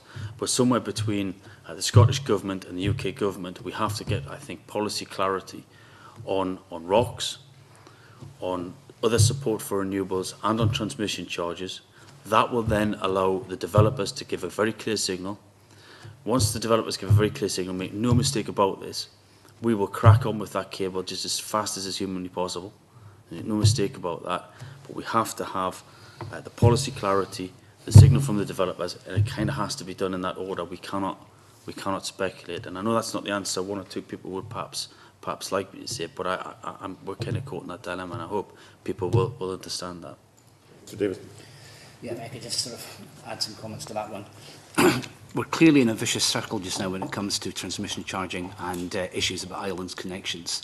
People will not commit because of uncertainty over particularly transmission charging costs in EMR, and because they can't commit, colleagues in the transmission side cannot build. And we're reaching a fairly critical stage where decisions need to be made, particularly in the Western Isles connection, in the next few months. Part of High's role has been very much to try and reduce that uncertainty by making sure that folk are working together and are focusing on addressing some of these common issues. But at a strategic level and in the context of reducing the overall carbon targets, we actually have a huge opportunity in the Scottish Islands because they have a better wind regime. Effectively, they are offshore wind platforms onshore and therefore have significantly lower costs than say, developing offshore wind. We have about 1 gigawatt sitting there ready to go, and it's really been constrained by some, in the greater scheme of things, relatively minor policy issues and some not insignificant funding issues. But if we do that, we significantly open up a new generation of very low carbon, very high yield wind for Scotland. You know, if I can just talk for a moment or ask you a question, we're talking about primarily the bigger schemes that would, this chicken and egg that would trigger, you know, the grid strengthening that would be required. But I also have a concern, I think the committee has, about all the lower level schemes, the smaller schemes that would qualify for feed-in tariffs. Do you not agree that because there's a digression, and that word wasn't in my lexicon until recently, but it seems to be a DEC word, but it effectively means that these feed-in tariffs are going to be reduced year on year. Do you think that's the grid constraints, because they apply not just to the islands, but virtually all over the Highlands and Islands? Potential schemes are being delayed because of grid constraints all over the network. And do you think that mitigates particularly harshly on smaller projects, on community projects that actually could do a lot to mitigate fuel poverty and to reduce our overall targets? In aggregate, those small schemes are, I think, significant. How far is those grid constraints, the generalised ones, preventing us realising our targets? Well, we've got a particular problem in Orkney just now where effectively there's a moratorium where you can't connect anything more than sort of 3 kilowatts, which is like a couple of electric bars. And that's a real problem because Orkney has been a real success story over the past few years of smart grids. Wherever you go in Orkney, you can't see but small-scale turbines. And going back to the earlier points about fuel poverty, a lot of High's focus has been on if you have resilient, strong communities with high, well-paid jobs within those communities and strong community energy projects that can feed back into things like energy efficiency, you sort of mitigate against a lot of those issues around fuel poverty. I can think of particular projects in Orkney and in places like Gia, where a community-led wind initiative has put significant resources back into the community, reinvested in things such as high-quality housing and energy efficiency schemes. So we are facing problems. The Scottish Government has identified some of these and put together through the Renewable Energy Infrastructure Fund resources for community projects through the CARE scheme and through a particular debt and equity scheme. But we are still constrained by grid, and until we can solve the major problems that we're looking at right across the Highlands and Islands, I would agree with Mr Mackenzie that we are facing problems in community projects. Thank you. And just one final question, Convener, and I assure you this is my final question, but I was a bit intrigued when Mr MacDonald mentioned 2 things. First of all, permitted development rights for solid wall insulation. Now, that really puzzles me because unless there's some kind of, you know, I'm not quite sure what you're referring to there. Permitted, could you perhaps explain a bit more about that? And then part B of my final question, part B, no, I think it's important that there is a part B because the committee heard, you mentioned also air source heat pumps. Yes. The committee heard from Professor Sean Smith last week, and Professor Smith cast doubt over heat pumps as being the technological solution for fuel poverty or for mitigating our carbon production. So, you know, there's Two parts to that question, but you mentioned them both together as demand reduction methods. I would be interested if you could elaborate a wee bit more, because I'm frankly quite puzzled about both of them. Okay, sorry if I wasn't clear, Mr Mackenzie. So if we take the permitted development right point first in relation to solid wall insulation, the point is very simply that in England and Wales, solid wall insulation is classed as a permitted development right, and therefore you don't have to go through the normal planning paraphernalia. In Scotland, my understanding is that you... Sorry. But I'm just mystified though. Are you talking about external cladding? Yes, ostensibly, yes. And therefore Right. you have to go through the more formal planning route, and there's a number of significant hurdles one has to jump through to be able to get those schemes away in Scotland as compared to England and Wales. So it's an external insulation envelope? It's an right, external, okay, which is particularly, sorry, Mr. McGinn, but it's particularly important for older, harder to treat properties, and that's of which we have a lot in Scotland. And so if we're going to achieve the point that was made earlier about getting our fair share, if you like, of the spend, when we've got this inequity, that just doesn't help. The point on air source heat pumps, I think we wouldn't want to overplay the importance of air source heat pumps. I think we would argue they've got a role to play. I wouldn't necessarily say they're a silver bullet in terms of fuel poverty and energy efficiency, but they have a role to play. The point I was making was in relation to, again, similar sort of point in relation to the planning. And that what happens in England and Wales is that provided the air source heat pump technology hits certain pre-specified requirements in relation to noise levels, they're actually quite tough, but provided they hit those levels, then you don't have to go through the planning process. In Scotland, that's not the case, and it can take between 1 and 3 months. And again, we've got that discontinuity between the two planning regimes, which just makes it more difficult to invest in Scotland on a like-for-like basis. I hope that's clarified. Thanks, that's the clarification I was looking for. Thank you. Thank you. Thank you. Okay, Chick Brody. Thank you. Good morning, gentlemen. I wonder if I, first of all, may ask Dr Williams a question. Scottish Water, as we know, is publicly owned, and we're told it's the single largest consumer of electricity in Scotland. And of course, you have a capture in terms of you've got the customer, the Scottish database and customer base. The question I've asked of several people, and Scottish Power and SSE might not like this, has Scottish Water, given that you've got Business Stream as a subsidiary and a commercial subsidiary, why doesn't Scottish Water consider entering the retail, energy retail market? I think picking up the first point in terms of the largest energy consumer, I'd like to maybe just lay that one to rest really. We are one of the largest bill payers in Scotland as a single entity, but clearly in that context, all the NHS boards and everybody else has as big an energy demand or an electricity demand as Scottish Water. In terms of the energy and the retail market on energy, it's certainly not something we've actively considered. I mean, we see ourselves primarily as a water and wastewater service provider. That's the core function of Scottish Water. I think it is a bit of a leap to go and just enter the energy retail market in that sense, and certainly it's not been an issue that we've actively considered at this point. Think about it, because if I had a customer base like that and it was publicly owned, you're already providing the stakeholders with a service, it's something I would seriously consider. As I say, SSE and Scottish Power might not like that, but I'd be delighted to. Yeah, I'll bet. I wonder if I may then go on to Mr. Rob MacDonald.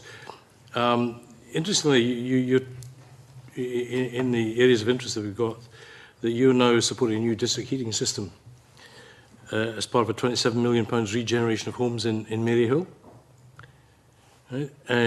Providing heating and hot water to more than 1,500 tenants and over 360 homeowners.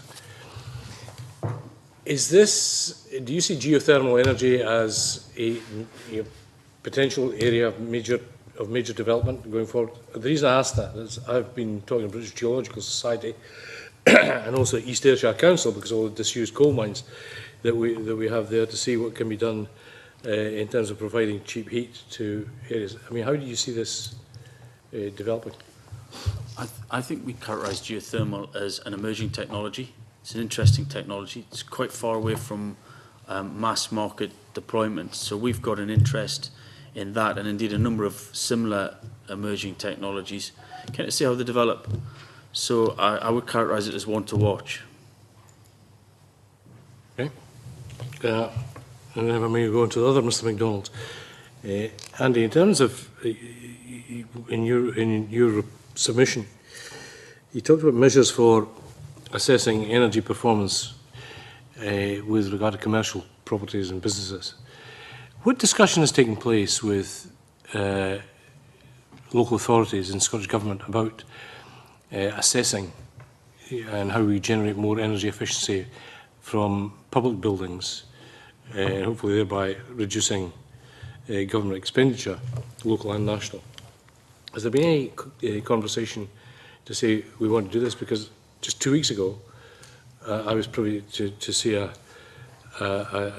ICT system, an IT system, which actually can measure the efficiency, energy efficiency of buildings.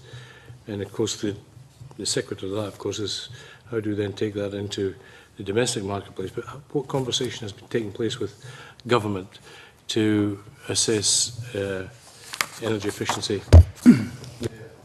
I'm afraid I can't answer the question directly in terms of I haven't been involved in those sorts of discussions. From the perspective that I've been involved in, it's been looking at the development of some of those technologies to try and improve that, but particularly from the perspective of working with companies to improve the efficiencies of their facilities as part of their general improvement of business, not just in cost saving, but in just generally making the businesses better, making them a more profitable business. Certainly in the context of SE's own construction and the buildings that we have been involved in, we've been very actively seeking to improve the building standards of the estate that we're responsible for. More sense to move people from the focus from SMAS, which is very good in terms of lean and Six Sigma and all that, to helping companies really drive down their energy bills. It is a key part of what they do. Indeed, one of the things that they do focus on is energy reduction. One of their targets is carbon reduction and their contribution to energy efficiency. Okay. I wonder if I may just ask one more question. There is an energy bill in front of the Westminster Government. I wonder if you would share with us your opinions of both the pricing mechanism therein and the bill generally. Sorry, the pricing mechanism therein? The contracts for difference. Yeah. Contracts for difference. A little bit off topic, so if we give brief responses if we can. A brief response. From our point of view, we think that the energy bill is a good piece of legislation. That doesn't mean to say there aren't details that need to be improved, but we think that it provides a good framework to take forward the expansion of low carbon energy in a cost-effective way and to maintain security of supply. I think that the only thing I would urge the Westminster Government, I think, as they take this forward to implementation, is to try and keep things reasonably simple. There does seem to be a lot of complexity building up, and that may eventually slow things down. So I would encourage them to keep it simple, keep your timetable, and get it done. Mr. MacDonald. I think we've got a slightly less benign view of the bill than perhaps Scottish Power. We're very concerned about the direction of travel with the energy bill and the CFD mechanism. A huge uncertainty there, absolutely huge uncertainty, which if we're not careful is going to create, and indeed arguably is already, an investment hiatus, certainly for thermal plant, and progressively over the next 6 to 12 months, I think you'll start to see it impacting on renewable development unless we see the RO extended beyond 2017. And in the interest of time, convener, I'll just very quickly just list some of the concerns we've got. It's a very prescriptive bill, and government's track record, not just in this country, but around the EU, have been prescriptive about plant mix is not good. You're bidding for a fixed price contract. We've got evidence and experience of that in this country. where you get the winner's curse. If you're not careful, people bid for it, the lowest price wins, and then it doesn't get built out. So actually sometimes you can get less build, sometimes you can get people putting a premium in when they're bidding for fixed price, and all those sorts of things. We don't know whether this package is consistent with EU state aid. We don't know the strike prices, or indeed whether it's going to be one strike price, several strike prices, whether it's going to vary. We don't know who the counterparty is, so the C part of CFD is quite important. When the energy bill was first muted, it was going to be the state that was going to be on the other side of it. Now, your guess is as good as mine as to who's going to be the end of that contract. And so these are very, very fundamental questions that we are not much further forward in answering than we were 12 months when the bill was first muted. And for those reasons, we're much more worried than, I think, colleagues at Scottish Power. Very briefly, Mr Jameson. Just from the enterprise agency's viewpoint, we are very concerned that basically there's a wall in 2020. So for encouraging investment, particularly large-scale investment in Scotland, the bill is only giving a 4-year window for offshore wind. So it's critical that we think that the UK government follows the Scottish government by publishing 2030 targets. You're on this point? Not on this, right? Okay. I'll come back to you. That's right. Rhoda Grant. Can I ask what your impression of RPP2 is? We've had evidence that says that all the proposals and policies will need to be met before we can meet our targets. Do you believe that's the case, or do you think there's something in here that could, or something missing from RPP2 that could help meet those targets? Dr. Williams. I think from my perspective, RPP2 is pretty much all-encompassing of a great range of opportunities within there, and it's obviously directionally correct, setting out a range of proposals and policies and levers that need to be pulled. The only thing that I'd like to see further would be, well, behind this, what are the, I suppose the ask is the incremental steps, the indicators that sit beneath some of the higher level policy objectives that will allow us to actually understand how the direction is actually panning out in reality. So I say I think as a document, it's covering all the right areas. It's generally all there. But for me, it's now into the case of delivery. You know, over the next few years, what are the changes? What's the metrics that we need to see for example, the progression of the installation and the various other measures that are driven by these policies that will allow us to understand how effective they're going to be by 2020. So it's actually just mapping these things as we go. You else want to come in? From our perspective, we'd say it's a very important document. It sets out a clear intent and political support for low-carbon technologies. That's very welcome, very positive in terms of creating a pro-investment climate. You know, the market will respond to that. And I think while the targets are ambitious, I think so they should be. You know, we should set ambitious targets and we shouldn't shy away from that. I think, as colleagues have said, the devil's in the detail now in terms of the policy framework that underpins that. I'm probably only really qualified to talk about energy matters in relation to the energy component. It seems to me that the targets are very reliant on two policy levers, if you like. One is the EMR reforms, which we've just covered, and secondly, the 30% emissions reduction target at the EU level. We are quite worried and concerned that the EU won't set a 30% target, and therefore the targets overall look challenging, but they're still right in terms of an appropriate ambition. Can I ask about carbon capture and storage, which is important to the targets as well? And we're looking at legislative consent motion later on today about emissions, and the Scottish Government is ceding the power to set emissions for generators to the UK Government. We've had evidence that suggests that if this happens, and those are the emissions levels, that there will be no drive towards carbon capture and storage, because you can create new gas-powered stations within those emission levels. What then could the Scottish Government do if they give those powers to the UK Government and the targets are set as suggested to encourage carbon capture and storage in Scotland? I'm not familiar with the debate about the different powers and emissions levels, so I couldn't comment on that. But just to talk generically about carbon capture and storage, we obviously have a project at Peterhead that's in the competition with the UK Government. My take on CCS would be, look, we need to demonstrate this technology. We actually need to build a couple of these plants and prove the work We can then worry later about how they're regulated and how they're set up and all the rest of it, but we need to prove that the technology works.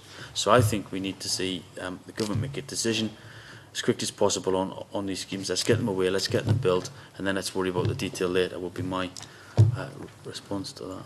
I don't know if Rupert's got anything.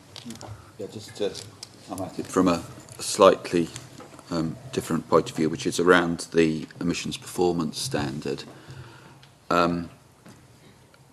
We are facing in the GB market as a whole a security of supply issue in the latter half of this decade, and Ofgem have been very clear that that needs addressed. And realistically, that is going to require people to build combined cycle gas turbine power stations. I think it is unlikely that people will build those if they believe that there is a risk that relatively early in the lifetime of those stations they will be required at their own expense to fit CCS, which is as yet untested and potentially quite expensive. So I think that the Westminster government was quite right to say that that there's a 2045 guarantee that people building CCGTs now will not need to fit CCS until 2045, because that is what is going to drive the investment that is necessary to keep the lights on. If Scotland sets a different policy, I think the likely results will be that CCGTs will be built in England instead. I think it's that is the reality when you're facing a security of supply problem. So you're saying the issue with security of supply will be the issue that means that we miss our carbon emissions targets, because that we need CCS if we're going to meet those targets. I'm not saying that CCS cannot be developed, and if a framework is put in place that makes it worthwhile for investors to fit CCS, then they will do it.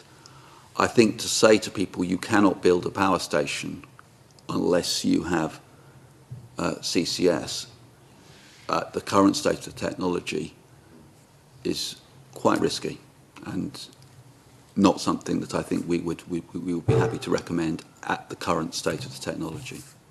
Can I just come in on that point?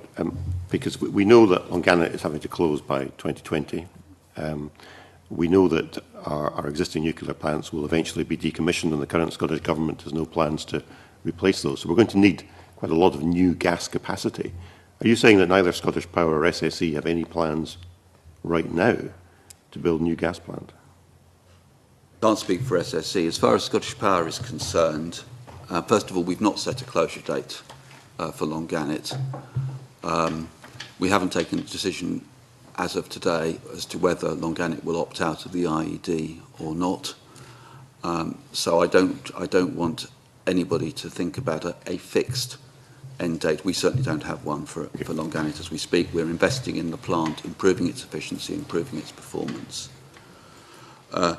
In terms of CCGTs, we obviously have consent for a CCGT on the Cockenzie site.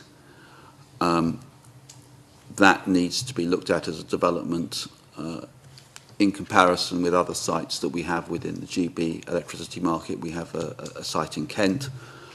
Under the current transmission charging regime, it's more attractive for us to develop in Kent. Now that may change. There are strong advantages to the Cockenzie site, and we're clearly looking at it as well. So yes, we have projects. Clearly, what people say about the future of CCS will affect the attractiveness of those projects unless there is funding available for CCS to be fitted. I'll ask Ms MacDonald that question in a second, but can you just clarify something? Is there a conflict, therefore, between a target of decarbonising the electricity supply and security of supply? Not necessarily, but it requires energy policy involves decarbonising, security of supply and affordable cost. To achieve all three of those at the same time is very hard. I think most people would say there are trade-offs that have to be found between the rate of achieving the various objectives. My guess is that people will be very anxious to maintain security of supply under all circumstances. Mr. MacDonald. If you make a couple of points. In terms of our own gas station at Peterhead, I mentioned the bid for CCS. Obviously, how that plays out will determine the situation there. In terms of future CCGTs, new build CCGTs, I would absolutely agree with Rupert's point that relatively to the rest of the UK, Scotland is an unattractive place to invest just for the economics of the transmission charges, and that just reiterates the point that we need to get that fixed. Absolutely unforgivable that's been left unresolved for 2 years. I think, though, in terms of the wider security supply piece, I don't think we should necessarily jump to the answer that a CCGT or any other particular type of plant is what's needed. What Scotland will need in the 2020s and as we get to 2030 is a source of flexible generation in a 100% renewables world that is able to cope with the ebbs and flows of demand and supply. Now, that could be a CCGT. Whether a CCGT with CCS is able to fulfil that function is a moot point because CCS is quite an inflexible technology, at least currently. But there are alternatives. Storage. We've got interest in a couple of pumped storage schemes, Corrie Glass, and one of that might be another option. Battery technology, I think that's a bit further away, but there are other alternatives to solve that flexibility conundrum as we get in the 2020s. But it all sounds, Mr. MacDonald, from what you're saying, that there's a huge degree of uncertainty around this. Well, I think there is. I think with the not just for Scotland, but the wider UK with the current energy bill, if I may say so. We do not know what the current market structure is going to look like, I suppose, in terms of capacity payments for thermal plant. We don't know how the strike prices are going to be worked. We don't even know whether pumped storage will qualify for a capacity payment. Huge uncertainty. So I would agree. We just don't know.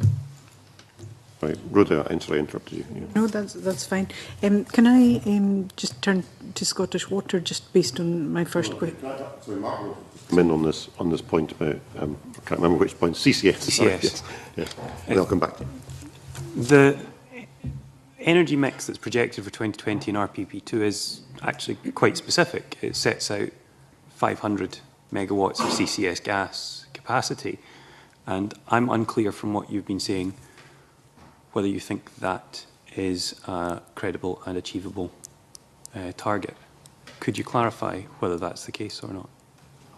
I think it's perfectly reasonable as a target, but as we sit today, the first priority has to be to deliver a demonstration project and prove this technology works. There's still a lot of uncertainty around that technology, how effective it is, and those sorts of things. We think it'll work, and we think it's therefore a reasonable target, but you're doing things on a scale where there are not many precedents around the world, and we should try these things first. That's all I was saying. There's uncertainty around it, but that's not to say that the target per se is wrong.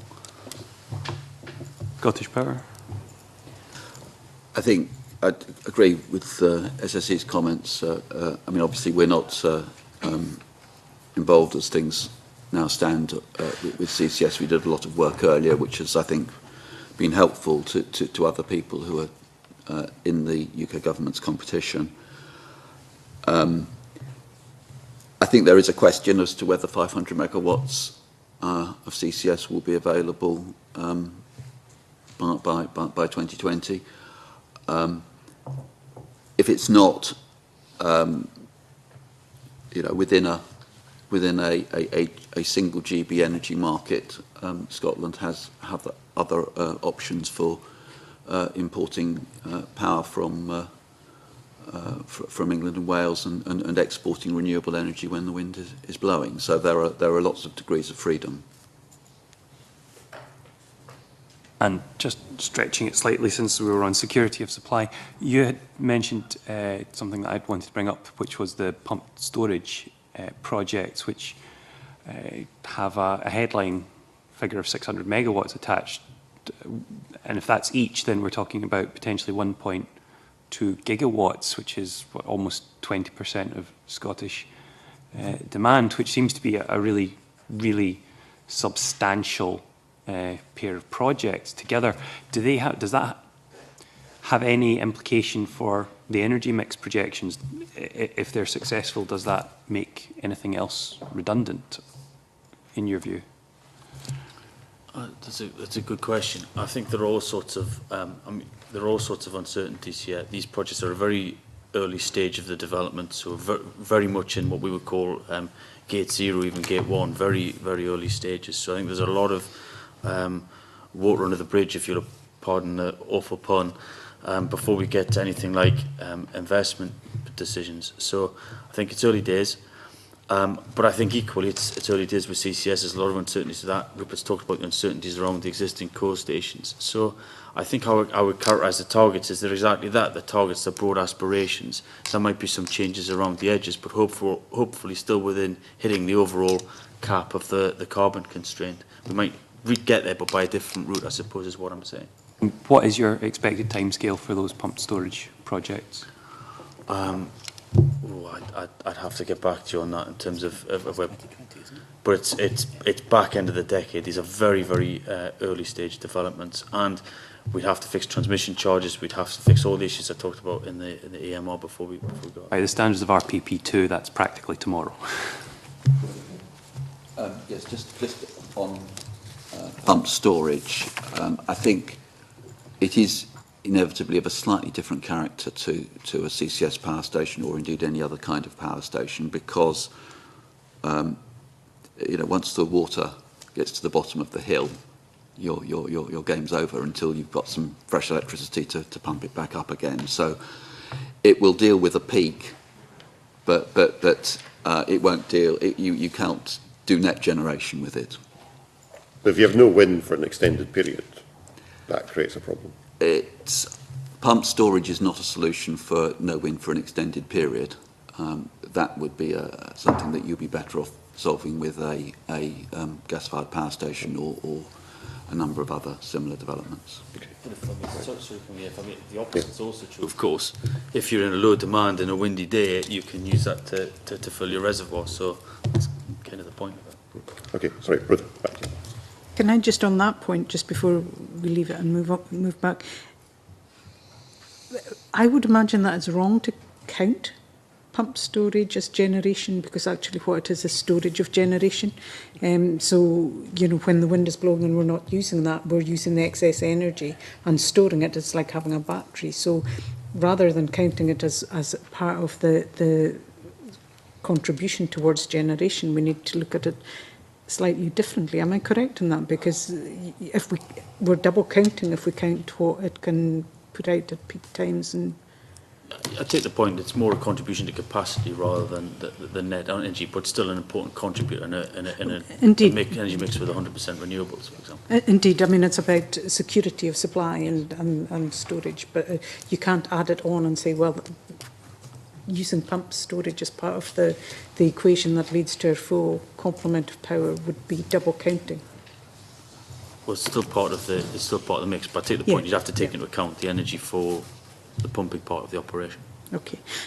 Can I just turn quickly to Scottish Water, just based on my very first question about what is missing, I suppose, in trying to meet our emissions target. And Chick Brodie alluded to this, Scottish Water has huge water resources and also land resources.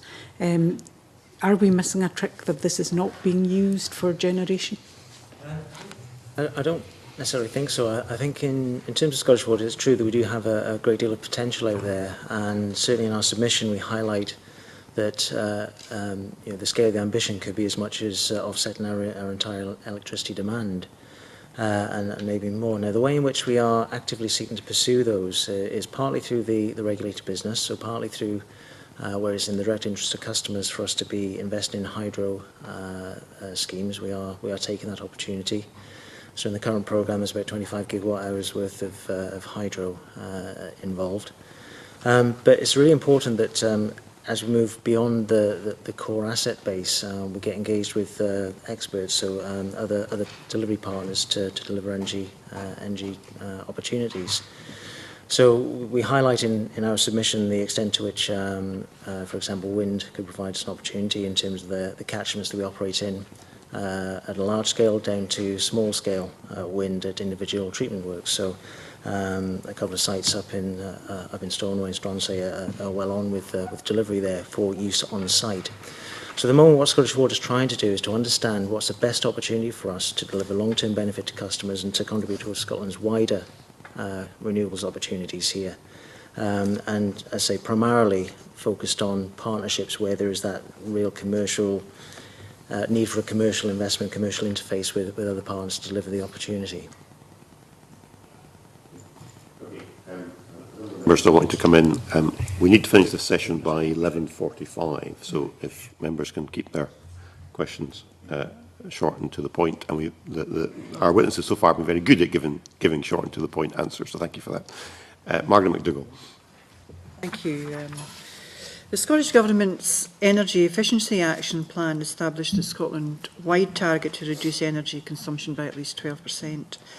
Local authorities and energy companies have led the way in the provision of the energy efficiency measures up till now. What has been the role of the enterprise agencies to date, and what has been the impact? I'll take it from Scottish Enterprise perspective, and as picking up on the point that was made earlier, we've been looking at the efficiency of the companies that we work with as part of our development with growing new businesses, looking at the technologies to bring in new and efficient forms of energy and supporting those with development and innovation support. Quite a lot of our work to date has been done on that to develop new technologies with both small and larger companies.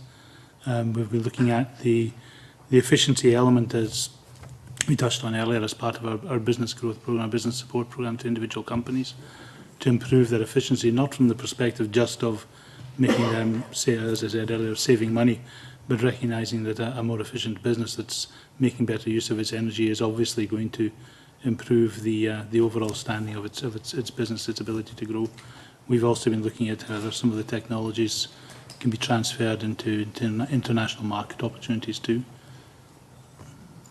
So you're saying quite often that you're looking at different ways. Could you perhaps give us some examples? Looking at Ruby specific, sorry, looking at in the context of it, we're applying that to specific companies. So working with companies who have technology development, working with companies, for example, in the space of building controls, building sensors. In the evidence, I think that was given previously, bless you, by Sean Smith, for example, last week, we're funding a lot of development work in companies who are developing new technology through some of the programs with Napier University and through BRE as well, in order to prove the technology to bring those products to market. Okay, and you mentioned Professor Sean Smith, and in evidence he highlighted that the expected annual cost to consumers to running smart meters could be an average running cost of around £80 a year. So the best and most efficient one, which has been manufactured in a Scotland-based company, is costing £4 a year. What are energy companies doing to ensure that the cost of using smart meters do not outweigh the benefits to consumers?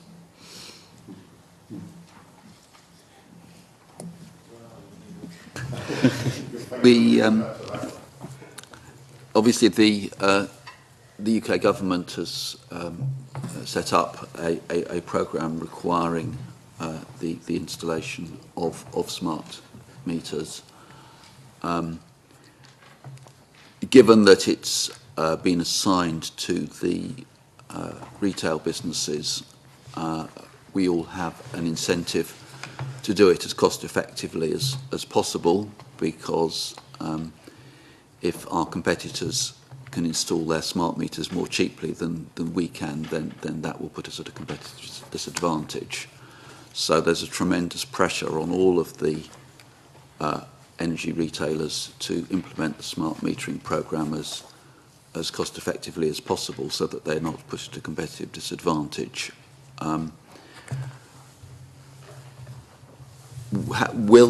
will the costs and benefits balance up? I think that depends a bit on how customers use the smart meters. I mean, clearly from an energy supplier point of view, a smart meter will enable us to give much better customer service.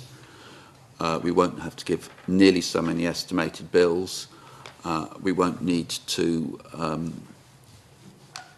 have the costs of dealing with those estimated bills, and under the pressure of competition, those savings will flow through to consumers. So people should be getting a better service and lower operating costs. Clearly, there is a cost to the programme itself. The government's impact assessment suggests that that's a well-justified cost. We will do our best to implement the programme as cost-effectively as we can. I would agree, nothing to Yeah. Can I just ask another question on RPP2? Does the panel consider that the draft PPP2 is sufficiently clear on where the financial costs of RPP2 will be incurred and by whom?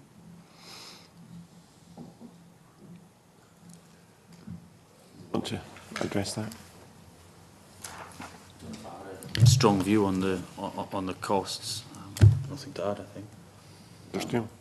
From our point of view, clearly the things that fall to us to deliver, one of the very first questions we'll ask is where the money is coming from. We're a business, and I think any business would ask that question.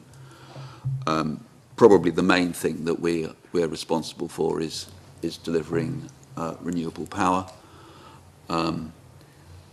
We do that principally through large onshore arrays. So we have about 1,000 megawatts currently in operation, about 500 megawatts in Scotland, about 500 megawatts in consented or under construction. That is the cheapest large-scale renewable option available to consumers.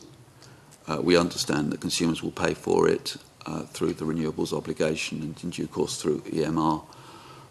Our aim is to maximise the delivery of this low-cost option so that we can minimise the amount that we have to bill consumers.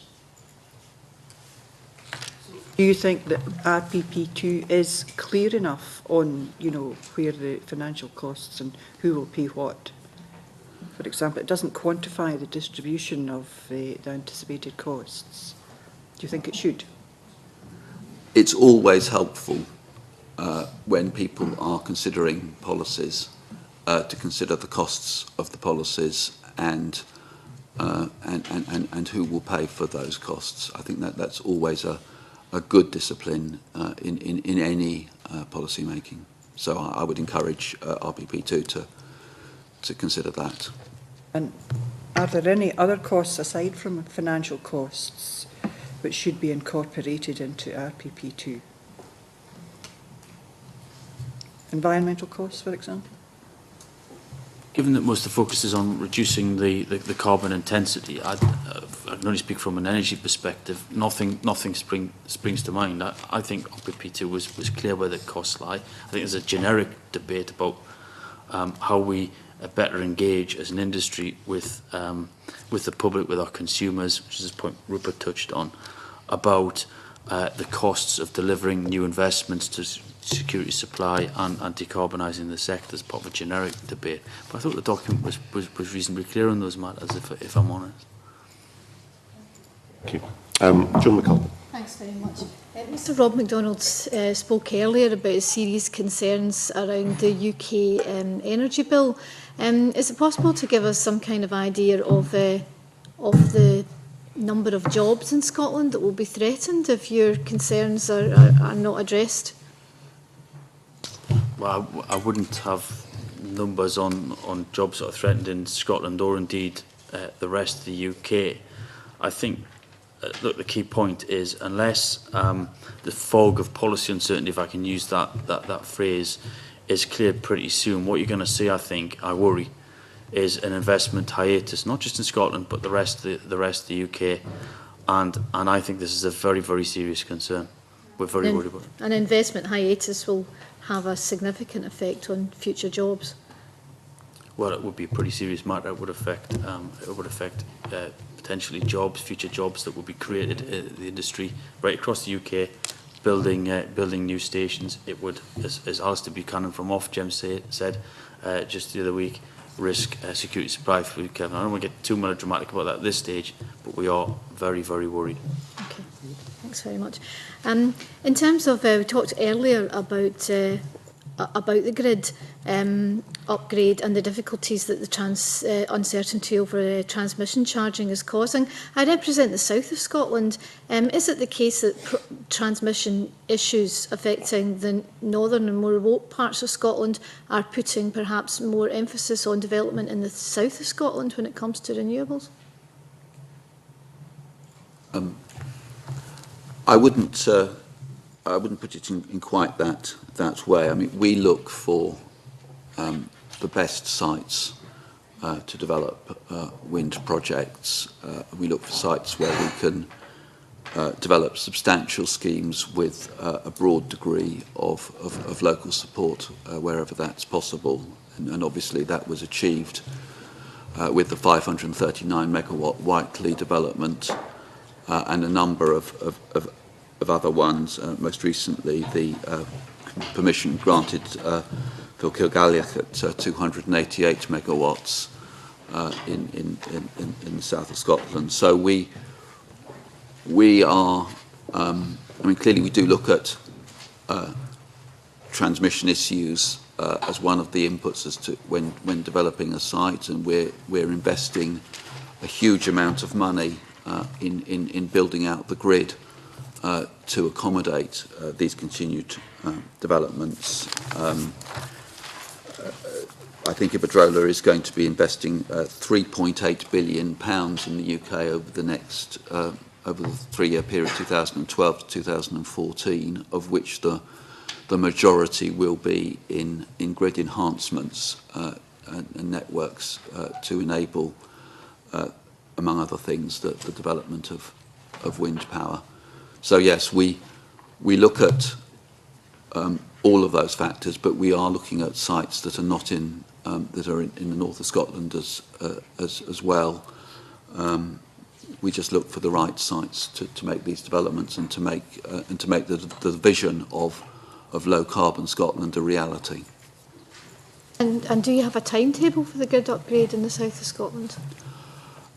Yes, we have completed we were fast-tracked on RIIO-T1 negotiation with Ofgem, as indeed were SSE, and so that involved putting to Ofgem and getting approved a fairly detailed business plan which set out the major investments that were going to be done, and we're cracking on and doing them. Okay, Alison Johnson. Scottish Water, as Chick Brodie highlighted, is the single largest power user in Scotland, and your evidence suggests you've got the potential to generate 2 or 3 times the electricity you consume. Have you looked at all at in areas where power generation outstrips Scottish Water's local need, involving some sort of community renewables model? You know, the National Forest Estate is sort of, energy potential on their land is 49% of that is up for grabs by local communities. Is there any research into a similar model by Scottish Water? In general terms, where we are at the moment is looking across the whole estate and trying to find those opportunities where, primarily because of grid connections, it's always best in our interest if we can use the power ourselves, and those are the ones that become most economic for our customers to invest in terms of paybacks and so on.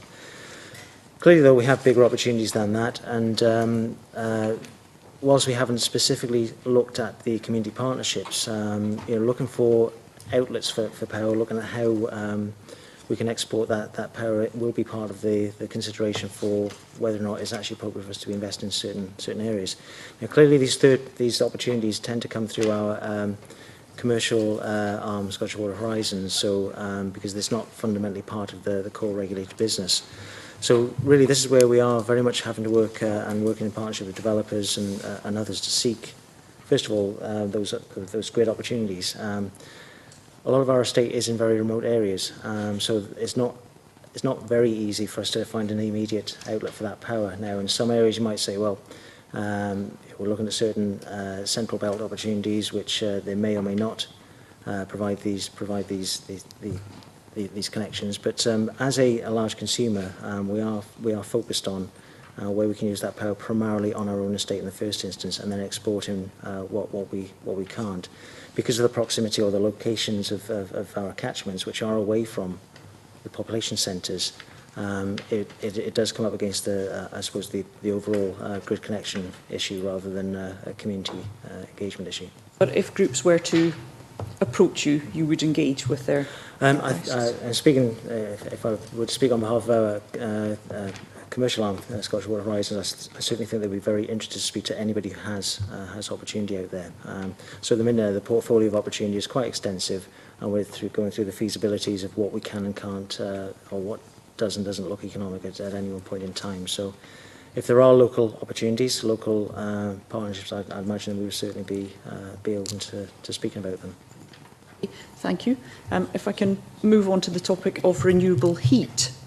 Highlands and Islands Enterprise, your own desk-based study shows that 45% of Highland and Island population is off the gas grid, and your evidence says that despite RHI and loan schemes, high switching costs are still a very big issue. I just wonder what your thoughts are on how the RPP assists off-grid households to switch to renewable heat, and what more could be done to help. And also, the Scottish Enterprise, you've quoted some evidence suggesting cost savings from renewable heat, and I'm aware also that you've looked at a similar scheme in Denmark that has been very successful. So I'd just like to hear your views on how effective the RPP2 is in addressing the challenges that we face surrounding renewable heat. Are there any other proposals that might help us meet our targets? Thank you. There's a particular issue in Highlands because, as you say, more than half of, almost half of the region is off the gas grid. The way we've been addressing that is primarily to try and encourage a supply chain of alternative types of heat provision, both for domestic and commercial sources. And that's quite important for decarbonisation, because things like distilleries in the past have used very polluting heavy oil, and moving them towards particularly biomass or wood pellet fueled sources is quite significant. As an enterprise agency, our focus is on helping the business solve their problems, and crucially working with a wider supply chain to ensure that there is a coherent and affordable source of alternative technologies to help individuals, companies and small businesses actually move on to that. Turning to RPP2, I think one of the interesting things about the energy market, both electricity and heat, is that the policy, setting policy defines the market opportunity, and setting a policy that will focus on decarbonisation in both the domestic market actually helps create that, and that's then the job of the enterprise agencies to come along and support those businesses who want to move into that market, and crucially work on that interface, shall we say, between academia, further education, the skills agenda, to try and make sure that the supply chain goes forward. For example, we've highlighted in Marist College the Centre for Microgeneration that we supported over a number of years, which is actually doing that, which has been demonstrating different types of activity, and crucially getting further education and the wider supply chain involved in that, as well as larger investments such as the Balcas plant in Invergordon, which is Scotland's one of Scotland's major producers of wood pellets as well as low carbon electricity. I won't add too much in repeating what Callum said. It's a very similar approach from our perspective. We've been looking at the supply chain. As you rightly know, we've been looking also internationally to see what other lessons we could learn from other countries. And it's clear, again, as Callum has indicated, that developing the supply chain is only one part of it. Making sure the demand is there is another part of it. Making sure that the physical infrastructure can cope or can be amended to allow particularly district heating programmes to be created is also a part of it. And we've been looking also at the in the context of Renewable Energy Investment Fund, at how some of the investment support to encourage that, either at a community level or at a larger level with some district heating programmes, may also address some of the challenges of bringing forward new technology and allowing the supply chain to develop and recognise some of the challenges that are in there. I think certainly in my experience, we're working with a number of projects just now to try and balance the opportunity both for the demand for potentially for small scale, at least heat programs, with the potential to supply the material or the power base, and particularly in the case of wood and renewables. We've been working on a number of projects with the Forestry Commission and others for small scale rural programs to try and develop a feedstock that then allows you to develop some of the other programs as well. Just one more question, Convener, on district heating again. There was a presentation recently within Parliament from, it was about the island of Samso, and they highlighted the fact that 85% of renewables in Denmark are community owned, and this small island, the 11 turbines that there were, any profits generated went back into the local community. They had a district heating scheme. The Scottish Enterprise led the visit to the district heating scheme in Denmark. Were there any lessons there that you learned that could apply in Scotland to see a faster rollout of this technology? I think one of the main lessons we did learn was that you can't look at it in isolation as either just the companies, just the supplier, just the user. You do need to look at the whole process and the whole system around the opportunity as well. And Samso was a good example as well, where there was the whole process, the whole system was taken into account. What is the local industry base, the local community? What's the scale of the community? Who's going to own? Who's going to invest? Who's going to run? Certainly one of the lessons was that they needed to bring together both the potential technology, the potential utility, and very definitely as well the users and the community. The community had to be in a position to see a benefit, and perhaps maybe behavioural change as part of that in order to own and manage the system, or certainly to take full benefit from it. And then behind that, things like the support and investment structure to allow these things to happen at a community level also had to be in place. So certainly there was quite a bit of opportunity to learn from that, and there are further discussions planned and further visits planned as well to see if we can bring some more of that learning and look at examples in Scotland where we could potentially apply that. Be good to hear more about those. Thank you. Okay, thank you very much. I think in view of the time, I think we better call a halt there. We've had a very good, thorough discussion over a broad range of subjects. I'm very grateful to the witnesses for coming along and helping us in our scrutiny of RP2. Thank you, and at this point we'll have a brief suspension to allow a changeover.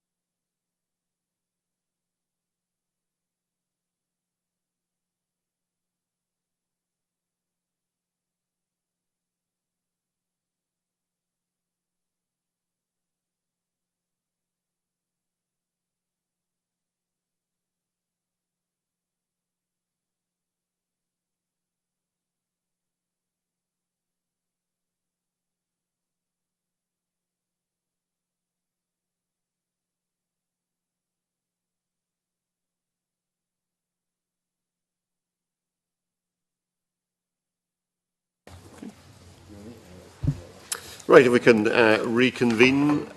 Item 3 on our agenda this morning is evidence on the Legislative Consent Memorandum, LCM S4 20.1, relating to the UK Energy Bill, UK Parliament legislation. And I'd like to welcome Fergus Ewing, Minister for Energy, Enterprise and Tourism, who's joined today by Catherine White, Team Leader, Electricity Market Reform, and Mike McElhinney, Head of Electricity Market Reform at the Scottish Government. Welcome. Minister, would you like to say something by way of introducing the item? Well, thank you, Convener. I do have, for the record, a statement setting out our position with some clarity, if that's in order. I'm afraid it's not short. I am grateful for this opportunity to address the committee in respect of the motion lodged by John Swinney, Cabinet Secretary for Finance, on 11th December 2012. And as you know, the UK Energy Bill was introduced into the House of Commons on 29th November 2012 and completed committee stage on 7th February this year. The main purpose of the Energy Bill is to implement proposals for electricity market reform, and these proposals, it's fair to say, are crucial to Scotland's future energy mix, crucial to maintain investor confidence, and crucial to develop our vast renewables potential, as well as carbon capture and storage technology in Scotland. We agree with the recommendations in the committee's report into renewables targets that EMR must deliver a support regime which has both durability and stability. And we are clear to maintain the considerable momentum in the renewable industry in Scotland. EMR must provide the same degree of market certainty that the renewable obligation currently delivers. That is key. I can assure the committee the Scottish Government is working closely with UK government officials on the content of the bill to get the best outcome for the Scottish electricity supply industry and for consumers. And we've made some progress towards that end, Convener. We've secured a statutory consultation role in a number of important areas and have been working closely with the UK Government and National Grid in the analytical phase for the first delivery plan. And I met with John Hayes and with National Grid in London during the February recess discussing inter alia these matters. But some areas are too important. We want assurance that the right levels of support will be available for the technologies where Scotland has natural advantages. We need to see progress to ensure that Scotland's engagement in the EMR process is robust, meaningful and clearly set out in legislation. And we are still in discussions with the UK Government on these issues before the bill is finalised. Turning to today's meeting, Convener, what we are principally concerned with are the provisions that fall within the devolved competence of this Parliament and the LCM that's required to allow the UK Parliament to legislate for those matters. The elements of the Energy Bill which are subject of this LCM relate to the introduction of a UK-wide emissions performance standard, an EPS, to limit the amount of CO2 emitted by new fossil fuel power stations. The provisions in the bill for which consent is sought are contained in Chapter 8, Clauses 42, 3 and 4, and they seek first to impose a duty on operators of fossil fuel plant not to exceed an annual carbon dioxide emissions limit, provide for a suspension of the emissions limit in exceptional circumstances, and to create a duty on Scottish ministers to put in place an appropriate monitoring and enforcement regime for Scotland, which will be undertaken by SEPA, the environmental regulator. The EPS will act as a regulatory backstop on the amount of carbon emissions new fossil fuel power stations can emit, providing a clear signal that investment in new power stations must be consistent with our decarbonisation objectives, including that all new coal-fired power stations must have a proportion of their capacity equipped with CCS. These provisions fall within the legislative competence of the Scottish Parliament, re environmental protection and emissions control. They also relate closely to reserve provisions in relation to electricity generation. On balance, Convener, the UK Energy Bill represents an appropriate and proportionate legislative vehicle to enable these provisions to apply across the UK, whilst acknowledging the powers of Scottish ministers in this area. We consulted separately on this matter last spring. We received a range of responses. The balance of views called for a consistent regulatory approach across the GB market. This factor is important for investor certainty, and as we are committed to a single electricity market following independence, we are agreeing to, in this case, subscribe to the uniform application of the EPS across the UK. Scottish ministers will have a statutory consultation role in relation to the duty where it applies in Scotland, and if the emissions duty is suspended. This will ensure that any specific Scottish issues can be taken into account as part of the developing regime which will work across the UK.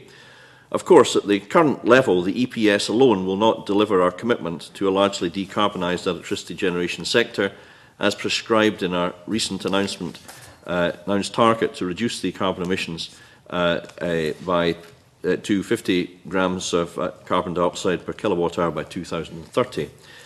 This should be seen in the context of wider policies and powers, including our executively devolved powers under Section 36 of the Electricity Act 1989, our policy on thermal generation with CCS, and of course increased renewable generation and obviously demand management.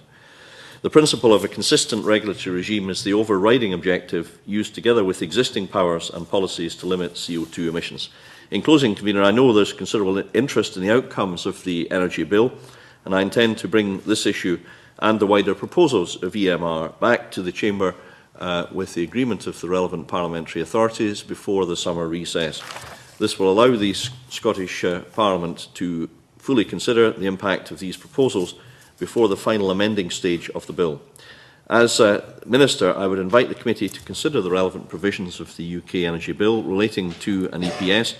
However, in view of the ongoing negotiations that I have sought to outline and my intention to secure an opportunity for the whole Parliament to discuss the bill proposals, the committee may wish to defer a final decision on the LCM until discussions between the UK and Scottish Government have the opportunity to progress further, a proposal of which I made yourself and members aware recently, Convener. In the meantime, I'm very happy to seek to answer members' questions along with Catherine White and Mike McElhenney. Thank you.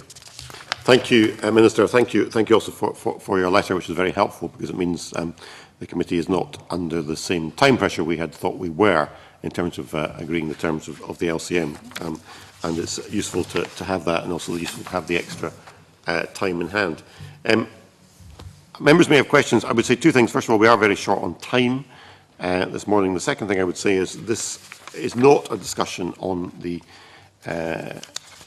Energy Bill more generally. It's very much focused on the terms of the draft motion and the specific proposals contained therein. So if members could restrict themselves to addressing those points rather than wider points on the Energy Bill, that would be helpful. I wonder if I could start, Minister,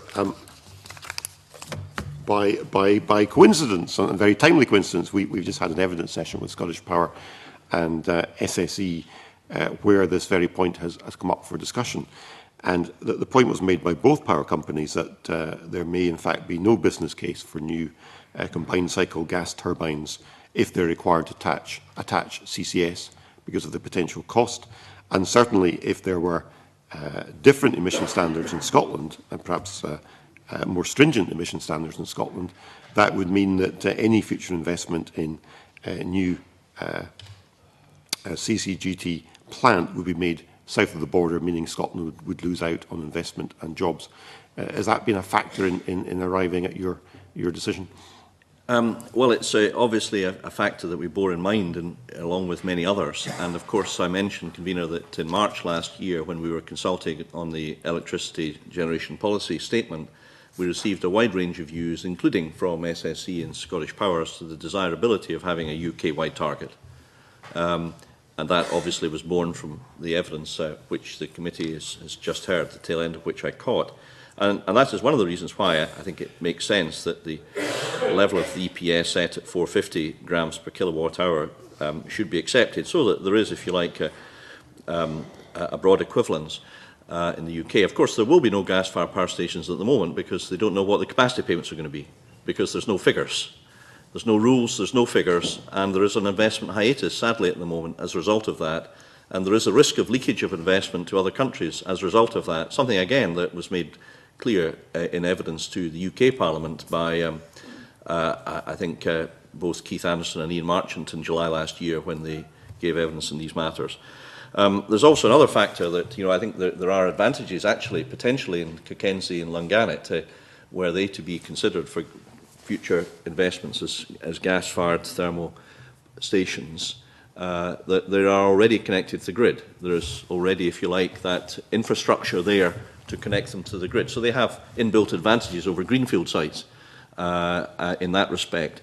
There's another factor which at the moment the transmission charges are higher, as I understand it, generally speaking, in Scotland than in England. So there hasn't actually been a level playing field, convener, in Scotland, sadly, under UK policy for some time. That, I understand, may be put right if the Project Transmit proposals eventually become law, and that would be a step forward for the mainland, although not for the islands, which is another matter. So I think the primary answer to your question is that we recognise the concerns of the industry, broadly speaking, for a reasonable level playing field. There will always be a slight tilt for various factors I've mentioned, I guess, but we recognise that, and that's one of the reasons behind our decision to go with a single level of the EPS throughout the UK. Thank you. Rhoda Grant. Can I ask why in the legislative consent motion that the Scottish Government have decided to pass the powers to devise the emissions performance standards to the UK Government? Well, I've sought to work in partnership with the UK Government in this matter. I think that's important, and I think I've had reasonable relations with the various ministers with whom I've dealt and am dealing. Most recently, I mentioned I had a meeting with John Hayes during the February recess, and several with Charles Henry before him, and several with Ed Davies. So, I mean, it's broadly sensible that we work in partnership. Why is that? Because Scotland is a net exporter to England of electricity, and that's going to massively increase. I think the export capacity is going to quadruple to about 8 gigawatts by 2014, partly as a result of the investment in the grid about which you heard towards the end of the evidence of the preceding witnesses. So what we wish is to be as close to being a partner as is possible under the devolved arrangements, and we wish to have our role and our ability to influence and be a part of decisions with regard, for example, to contracts for difference and strike prices, which are going to be, frankly, the meat and potatoes of EMR. We don't know what they are at the moment. Capacity payments. We need to know that the capacity payments, the strike prices, will be sufficient to incentivise renewables to make CCS work at long last. And these things do need to be done where you have a grid that operates across the mainland. They need to be done in a system that uses that grid system where Scotland's advantages have been recognised by fast-tracking of grid approval to a value of £7 billion. To take advantage of that decision, convener, it makes sense that we operate on a shared basis, and the consistent approach for investor certainty is, I think, very, very important indeed. I can't overemphasise the importance of having a system which attracts the necessary investment for CCS and renewables. And at the moment, I'm afraid, I don't think we're quite there. We need a bit more certainty from the UK end of the partnership, I think it's reasonable to say. But we will have a statutory consultation role in relation to the application of the emissions duty and responsibility to put in place monitoring and enforcement arrangements, which will ensure that any specific Scottish issue can be taken into account as part of the developing regime which would work across the UK. And sorry, Minister, if I could just add to that. The support for the UK-wide EPS level, ministers have been quite clear, is contingent on securing other concessions from parts of the electricity market reform process.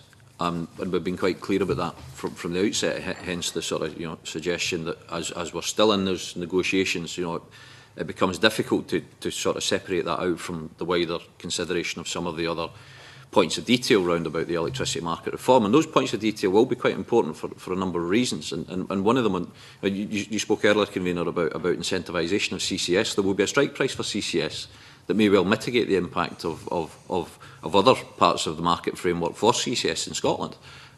We don't have that line of sight yet.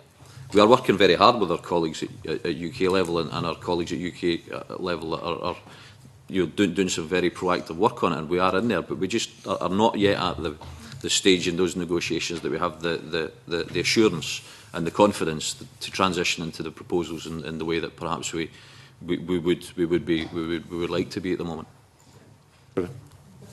Neither of those replies really answer my question. My question was, why are we transferring the powers to the UK government? Could we not do all of that and retain the powers ourselves?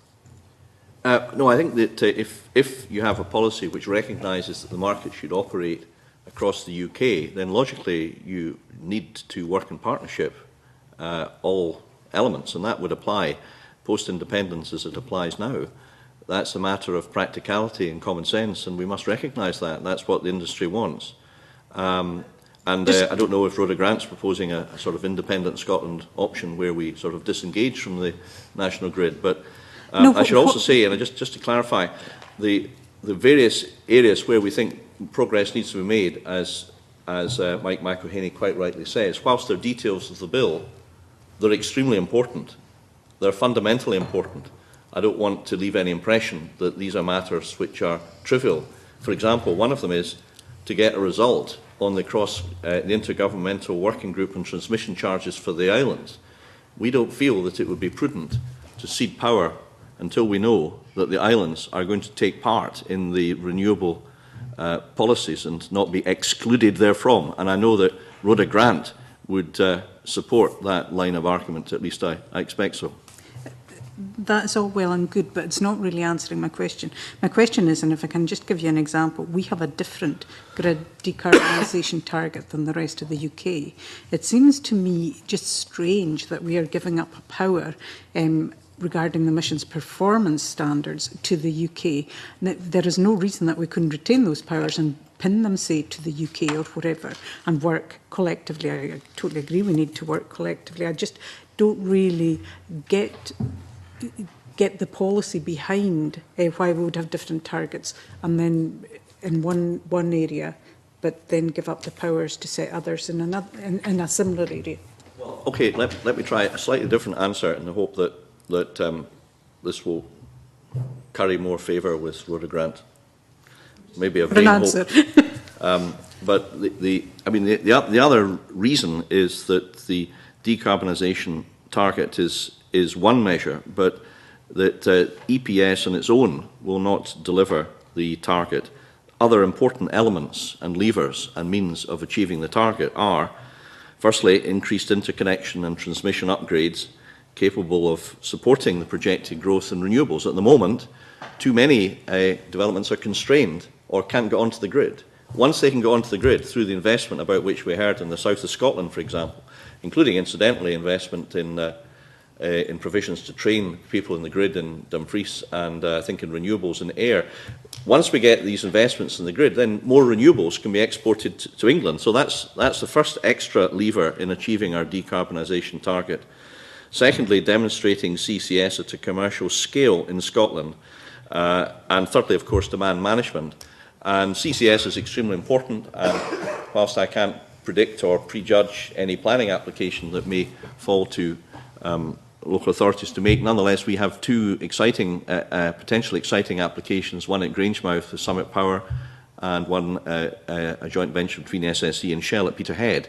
And they have now reached the, I believe, the final stage of the CCS process, the commercialisation programme, which we support. And to be fair to the UK government, they support the CCS as well, and they support the huge supply chain advantages that would come if we have CCS as a reality. So, I think it's reasonable to point out that in achieving the target, it's not just a matter of setting a target, setting a figure, it's measures to implement it. So more renewables, grid which enables more renewables, more CCS. These will be major and demand management measures to reduce the amount of energy that we waste. These are three key measures which I think we can all recognise will be sine qua nons of achieving our target and ones where I think we broadly have consonant objectives with the UK government. Briefly, Rhoda. Yeah, can I just move on, because that doesn't really answer why we're giving up that lever. But however, we've been told because the performance standards have been set so high, it will do nothing to encourage CCS. What steps would the Scottish Government take to encourage CCS, given that the performance standards won't do that? Well, we support the commercialisation programme. It's £1 billion in capital funding to support commercial scale CCS. Targeted specifically to reduce the cost of CCS so that it can be commercially deployed by 2020. I mean, The problem of CCS technology is that it hasn't really been applied in the UK or Europe at a commercial scale. That, convener, I think the industry recognises is necessary in order then to be able to through application, to reduce the cost of it so that it then can become become capable of commercial deployment in the 220s. And of course, the other facet that will support CS is the contracts for difference. That is key. The 1 billion alone, no matter how it's divided, and it might be split, you know, in several ways. We're not quite sure what the outcome is going to be. I discussed this with John Hayes last week, and we hope that a decision is imminent. But CCS to be made to work will require its CFD, will require a strike price. That will have to be sufficient to merit a commercial decision by the two potential operators I've mentioned, or any other proposed CCS schemes. Otherwise, it won't occur. Mike is an expert in this, so he'll come in there. And again, here, we're back into this process of negotiation with the UK government. The sort of key discussion and the key determinant in this discussion will be what those strike prices for CCS are set at, how they're framed, how enduring they are, how much confidence they give developers who want to develop and deploy CCS, that it edges out some of the potential market disadvantages or challenges of doing so. We won't see the indicative strike prices until about April, May time this year. We're working to sort of get detail on what they are, to make sure that they're robust, to make sure that they're defensible. But as I say, we're not quite there on that yet. But back to what we were saying earlier, I mean, the sort of the key policy approach here is to try and work with the grain of these proposals, and if we accepted the outcomes of the consultation on the EPS, that we should go for a UK-wide application of the EPS. We look at how that works consistently across different parts of the UK. But other parts of the process should be designed in such a way that we have equal influence over other parts of the process, such as strike price setting, such as the strategic policy statement for Ofgem that's in other parts of this bill, which is quite wide-ranging and quite significant. So as in any other discussion between governments, there's an opportunity to deploy your powers differently in one part and deploy powers differently or engage differently in joint exercise of functions in another part.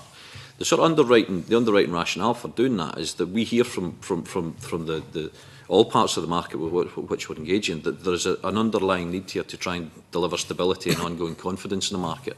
There's been much discussion around about the energy bill proposals about an investment hiatus and lack of investor confidence. We think it's incumbent on us to try and mitigate that out as far as possible by working with the grain of these proposals as far as possible. And that's why we're so keen to continue the negotiations with the UK government to try and deliver outcomes that work both for Scottish Government energy policy outcomes and also UK energy policy outcomes. I need to bring other members in view of the time. I do sometimes wonder if I've entered a parallel universe where the Nationalist Minister is proposing ceding powers to Westminster and his Labour opposition is opposing him. But anyway, Alison Johnson. So we're clear that the Scottish Government does not intend to set a Scottish EPS, and we've confirmed that the LCM recognises that EPS on its own won't deliver decarbonised electricity generation, and we've also heard about the other measures that the government intends to pursue to limit CO2 emissions from fossil fuel power stations. Can the Minister, the final electricity generation statement, will it include additional measures that add up to meet the decarbonisation targets? I don't quite understand what you mean. Given the recognition in the LCM that the EPS standard on its own won't deliver the government commitment to a largely decarbonised sector, does the Minister intend that the final electricity generation policy statement will include additional measures that add up to us meeting that decarbonisation commitment?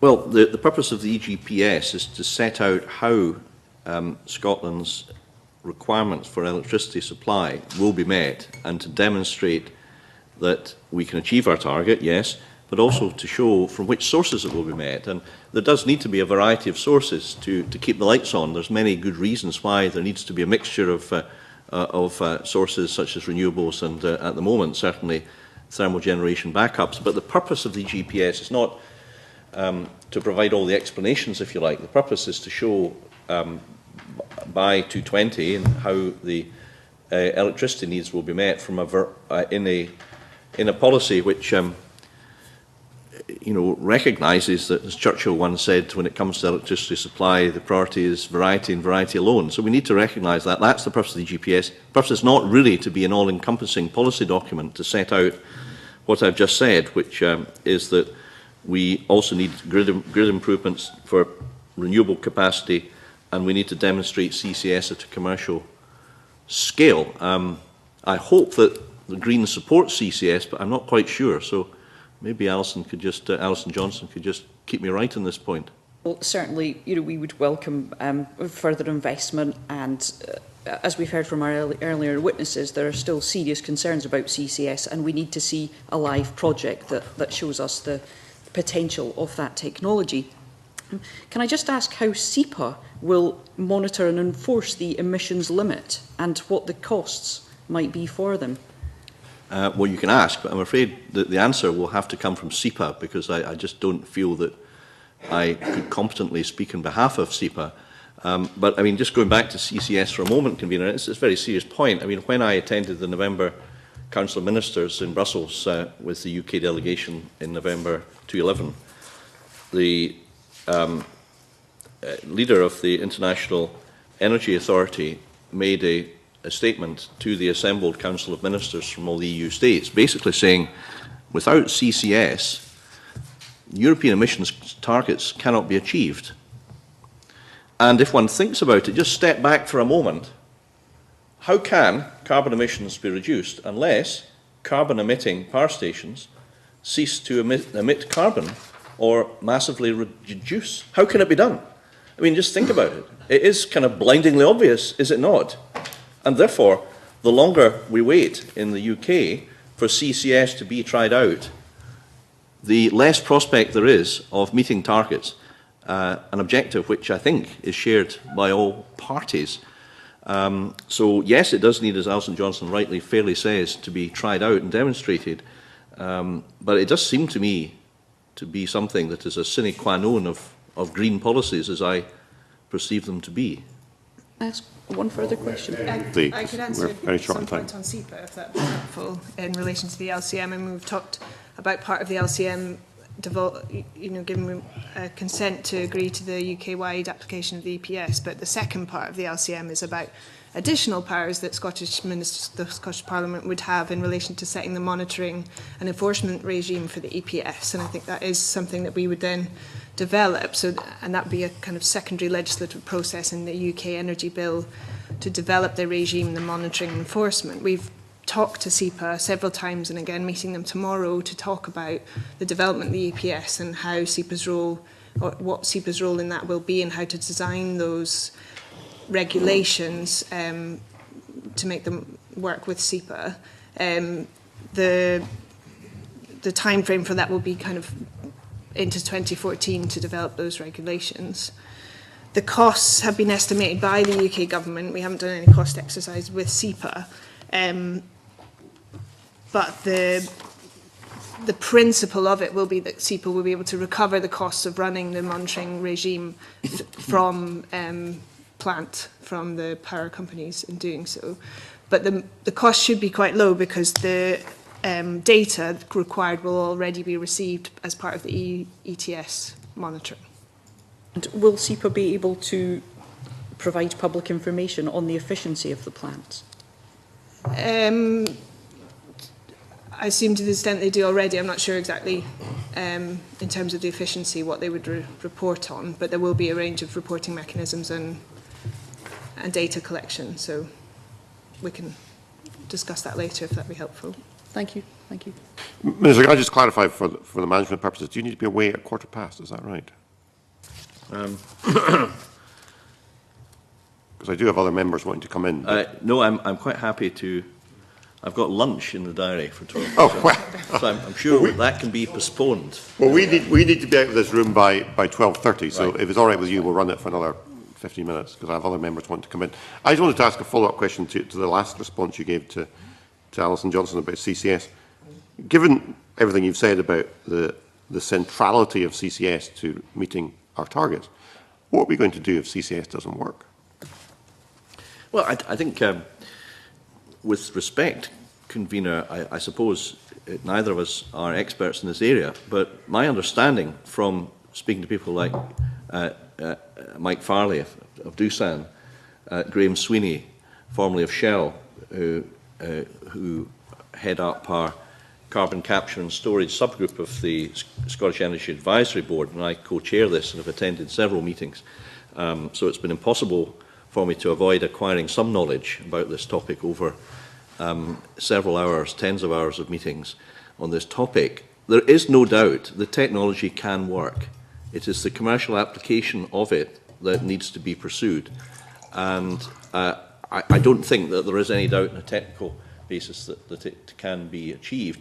The value is enormous, and we have asked the UK government to pursue an industrial strategy to demonstrate the value to the supply chain of CCS. And we consider, and I think it's a conventional view, that the opportunities for businesses in the UK in the supply chain of CCS are very, very substantial and strong, given the engineering excellence of businesses north and south of the border. So I hope I'm not overstating the case, but I think it's fair to say that the technology exists. It just hasn't yet been put sufficiently well into practice. Is that fair, Mike? And the other potential advantages, commercial advantages and R&D advantages that we have in Scotland, you know, we have some of the best CCS storage sites in Europe. We have extremely strong R&D capacity in Scottish universities and colleges. Yeah. And we have extremely strong industrial capability built up in the offshore oil and gas sector. So, you know, if it's going to work anywhere, it will work in Scotland. Yeah, but you're still saying if. I mean, this is my concern. You're still saying if. And the very fact that, you know, the UK government is bringing forward, you know, a trial of CCS suggests that it's not a done deal. Anyway, we'll leave that hanging. Marco Biaggi. Thank you. Perhaps putting on my pedant's hat to clarify something on the record here, can you just confirm for me that this is a consent to legislate in the instance of one bill, rather than, as it has perhaps been described thus far, a re-reservation of the power to set an EPS, and that rather than handing back to the UK government an EPS, we are simply consenting to the passage of this particular EPS? Well, it's even less than that. It's a consent to limited 3 parts of clauses of the bills. It's not even the whole bill. It's a limited application, as I understand it. But basically, yes. And looking at the alternative that seems to be the unspoken proposition here of unilaterally lower EPS in Scotland, we had one of the power companies earlier saying that the only implication would be that the plants would be built in England. And I've looked at some of the reports that project an entirely non-thermal future for Scotland in generation, and they project increased imports from England, so I presume they're modelling the plants being built in England as well. Would you agree that that would be the likely outcome of a unilaterally lower EPS in Scotland, that essentially the same plants would be built, they would be built somewhere else, and that we would not actually be assisting the environment overall if we took a unilaterally lower EPS, which I think is floating around as the proposition of some members? I think that's certainly a possibility. It's a risk that might occur. But of course, the decarbonisation target of 2030 that we've set is an essential means of giving confidence to a number of important sectors, including offshore wind, Convener. And there's a great worry there that the lack of a match target from the UK government is not providing the confidence that the sector requires. The committee might be interested to look at a report by Cambridge Econometrics, which looks at offshore wind versus gas and studies the pros and cons economically and otherwise. And its conclusion is that if there were to be the entirely supportive approach which we are urging for the UK government that by 2030, the UK GDP could grow by nearly 1%. The whole UK GDP could grow by 1%. Now, why is that? Well, at the moment, because the UK government supported offshore wind and other renewable sources of energy, but only really till 2020, and only until the 7 billion runs out. Now, if you're a turbine manufacturer looking to locate in Scotland, and several are, you want to know there's a business beyond 220, don't you? You want to know that there is the support in the UK for your business after the current round, if you like, is exhausted and the applications proceed. They need to know that.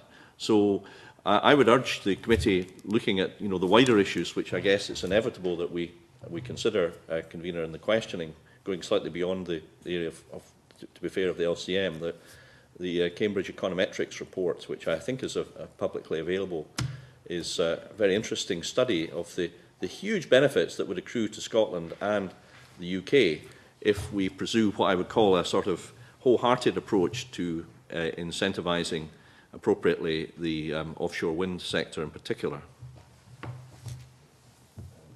Right. Margaret McDougall, do you want to come in? Yeah, briefly.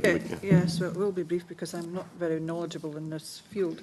It was really just SEPA is already working on the better regulation bill with the Scottish Government, and I just wonder how closely you're going to match that with the LCM, what's required.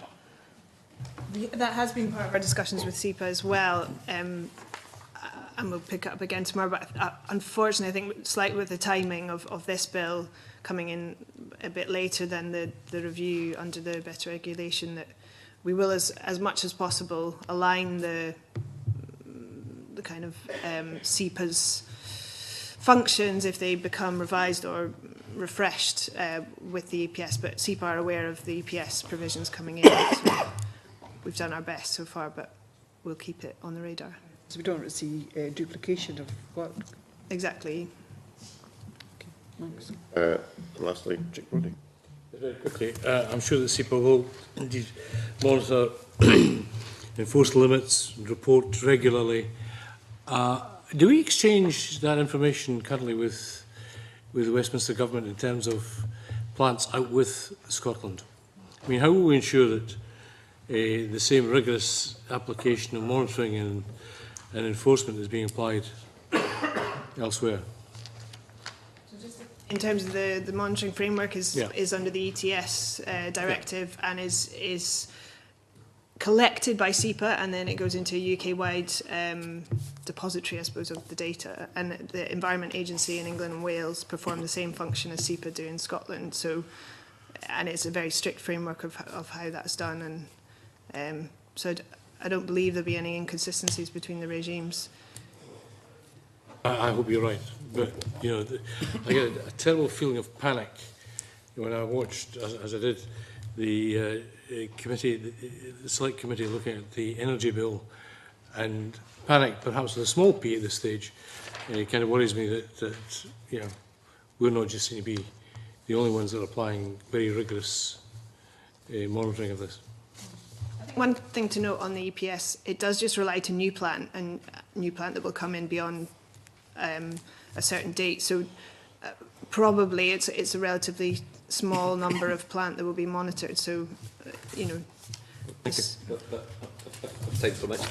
mean, that point about ensuring consistency of these measures across the piece is quite an important one, and we're having that sort of discussion with our UK counterparts about how we can build a future-proof process where the governments of Scotland and the UK can assure themselves that the application across the GB market as a whole is equitable, is transparent, is open, and is robust. And when there are sort of areas that we think that we have differences in policy, then we have a space within government to have those discussions about differences, because the last thing that a sector like the energy sector, which works on relatively long-term investment timescales, wants is that sort of discussion to be happening in a very sort of direct and confrontational way.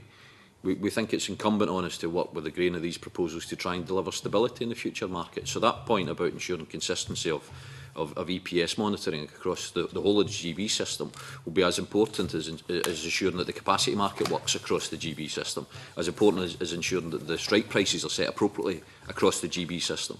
And also importantly, with National Grid, which will have a sort of key role in sort of controlling the future strike prices, ensuring that no conflicts of interest in the way that National Grid exercises those activities emerge. Because there are particular, that is regulating the market in a very different way. So there's lots of opportunities for sophistication and lack of transparency to creep in on this. So we want to get to a place with UK government that we have a future-proof process through a statutory presence in the bill, which is strengthened through a joint memorandum of understanding or a mechanism of joint working between governments, so that we lock each other into a certain set of behaviours to make sure that we're working for the mutual and shared interest. Great. Thank you. Okay, if there are no more questions, thank you, Minister. Thank you to your officials for coming along. Now, we don't need at this meeting now to agree a report or make a recommendation on this LCM because of the extension in timescale that the Minister referred to earlier, so we can bring it back to a future meeting to discuss at that point. And at that point, we can suspend proceedings.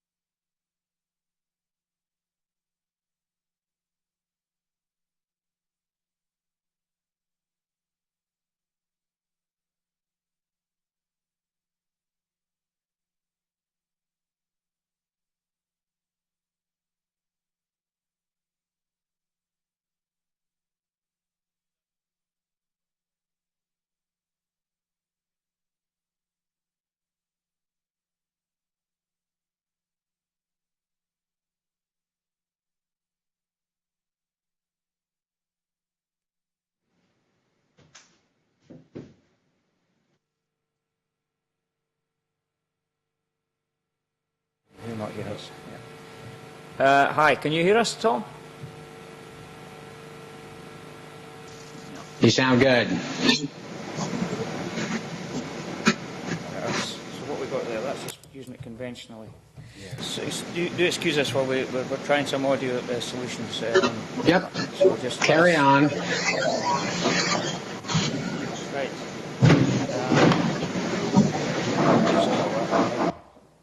So that's it. So it's coming up via that. So that is working. Okay. So it's down to. We're sending too much in here, so now we need to pad it down. Oh dear, oh dear. Done. Yep, I totally agree. We don't have time. We'll just put it back to the usual. Yep. So we'll just put the.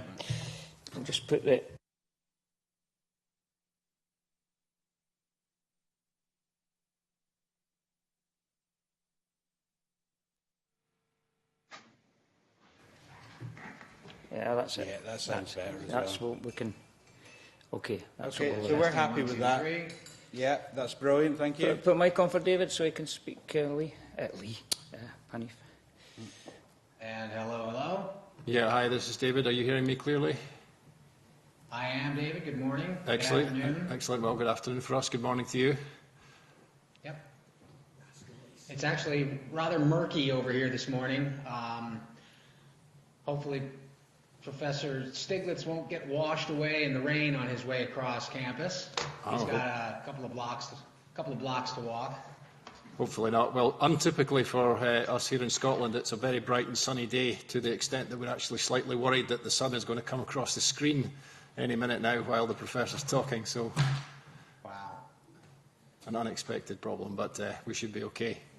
So I take it that's where the Professor's... Yeah, the Professor's going to be sitting exactly in that seat. Can I ask you to move the camera to your right? Yeah. Oh. Yeah. If you move it into the middle of the screen. If you move slightly left. Well, wherever he sits down, if we can just have him in the middle, that would be ideal. Yeah, a wee bit more. More to the left.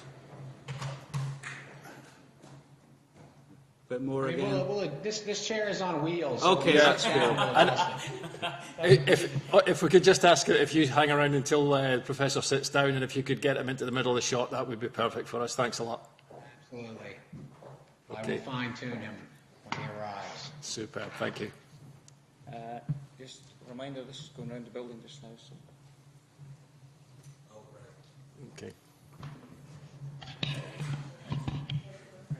Right, I believe that our committee will be coming in the next 2 or 3 minutes, so we may have to switch mics off at this end because there'll be a fair bit of noise and a little bit of chat. Hopefully the Professor will be there a couple of moments ahead of the scheduled start time. I'm not sure if the convener has any plans to say just a few words before the committee starts, but if there is that opportunity, I'm sure he probably will do. Okay. I will, once we're done chatting here, I'll mute the mic.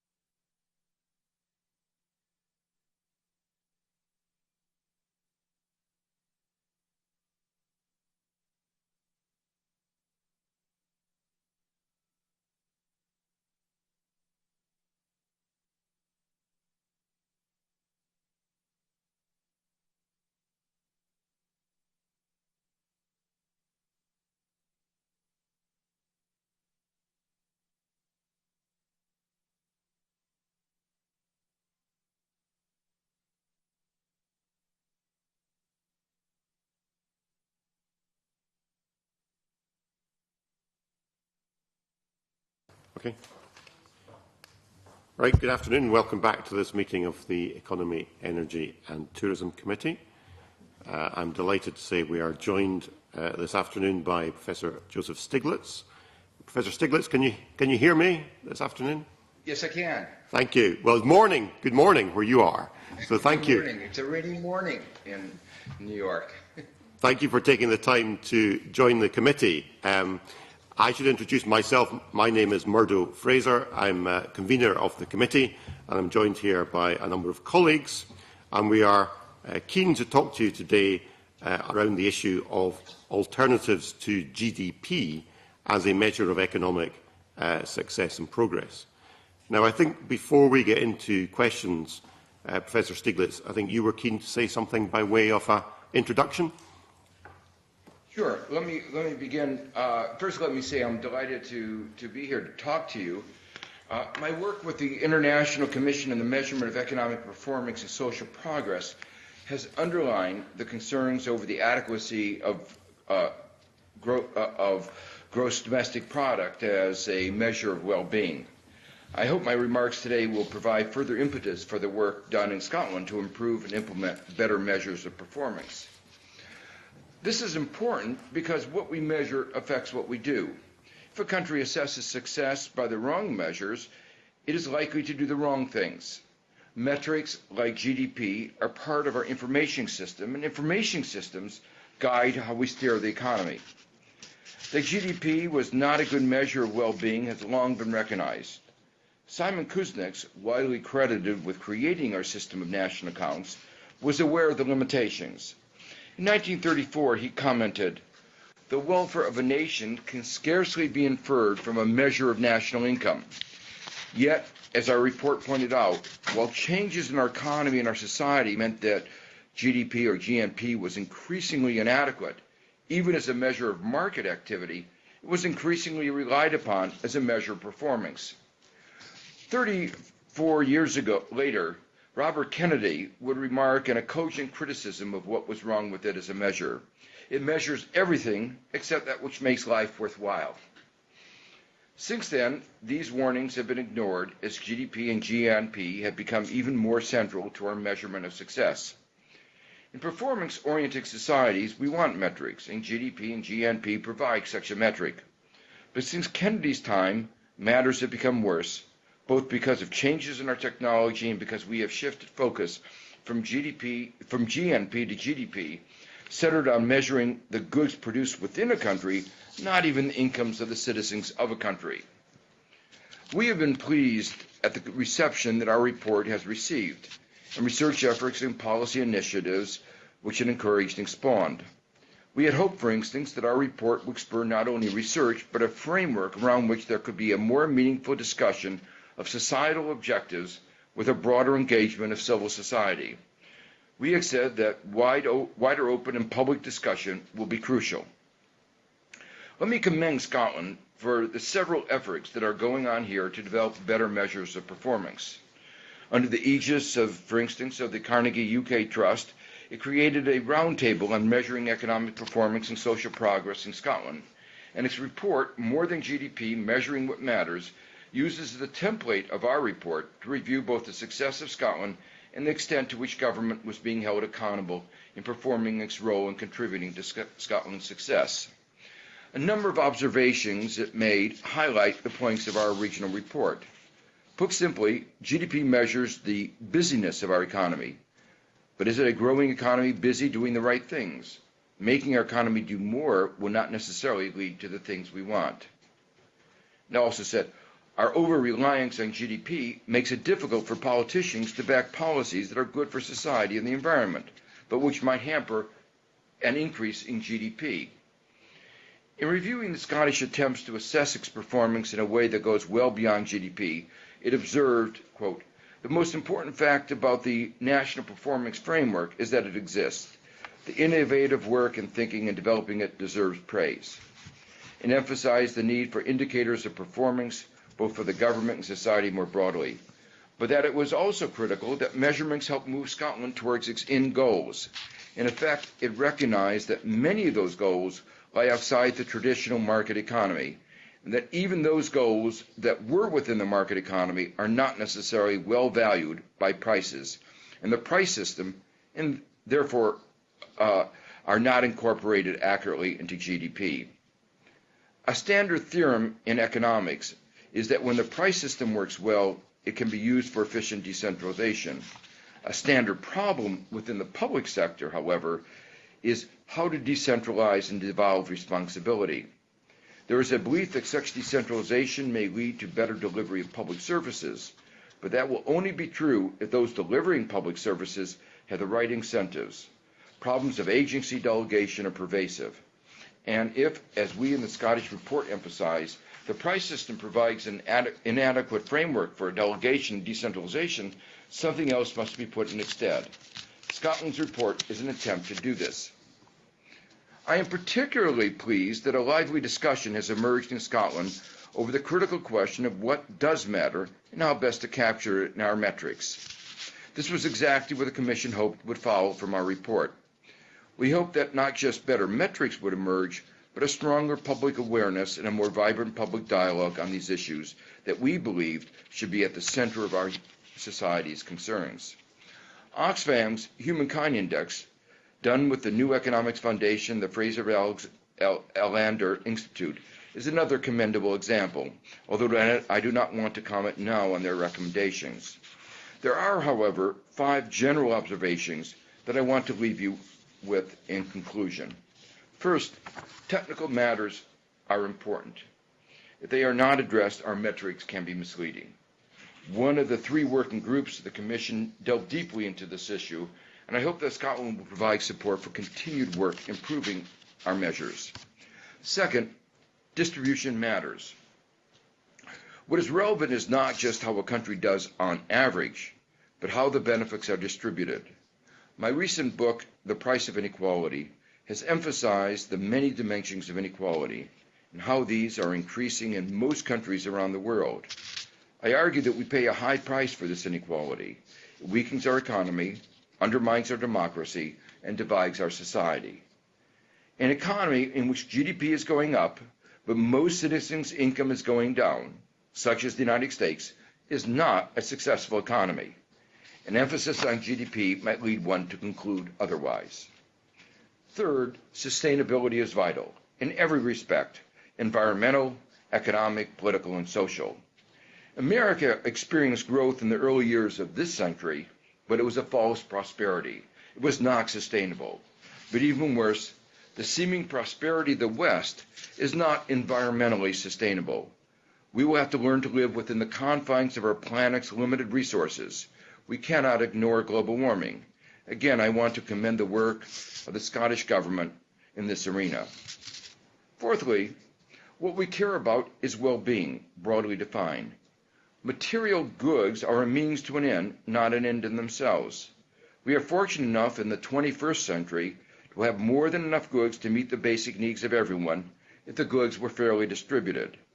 But the way we organize our society may leave many with insecurity, many isolated, may lead to a poor environment, a divided society with more inequality. Finally, I want to return to the central theme I raised earlier. My hope was that the Commission will give rise to a dialogue around the world on what really matters, and that this dialogue in turn would become an instrument for creating a better society in which more individuals will be able to live a life, the kind of life that modern technology can support. I commend you for the work you are doing in creating in Scotland that kind of dialogue. Professor Stiglitz, thank you very much for that comprehensive introduction, and you've raised a whole lot of questions which I know my colleagues will want to pursue with you. I also know we are quite short on time this afternoon, so I've asked colleagues to be quite brief in their questions, and hopefully we will get through the list we have before us. Perhaps I could just start by asking in relation to GDP. Are you proposing to replace GDP altogether as a measure of economic success, or do you accept that it still has a role but needs to be complemented with other measures? We will have to have a measure of market activity, and GDP is that kind of a measure. I want to reemphasize what I said in my remarks. There are some major flaws in the way we measure GDP or market activity. And that's very important. So in particular, one that I emphasize that's important for some small economies is that GDP is a measure of the production inside an economy, not the income of the citizens of the economy. And those two numbers in a closed economy will be the same.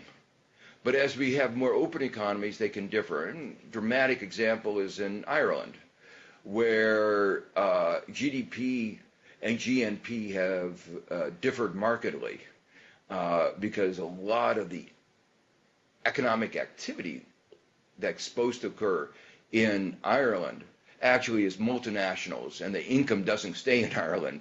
So they get a little cut from taxes, but it's not really enhancing their income. So GDP and GNP are markedly different, and GNP is what I would argue they ought to be focusing on.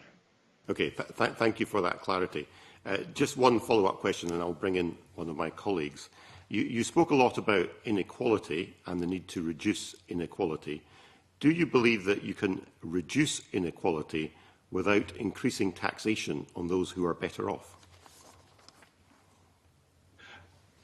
I think that is one important component that ought to be part of a package. In my book, I laid out a fairly comprehensive agenda, 21 items for how we can address inequality.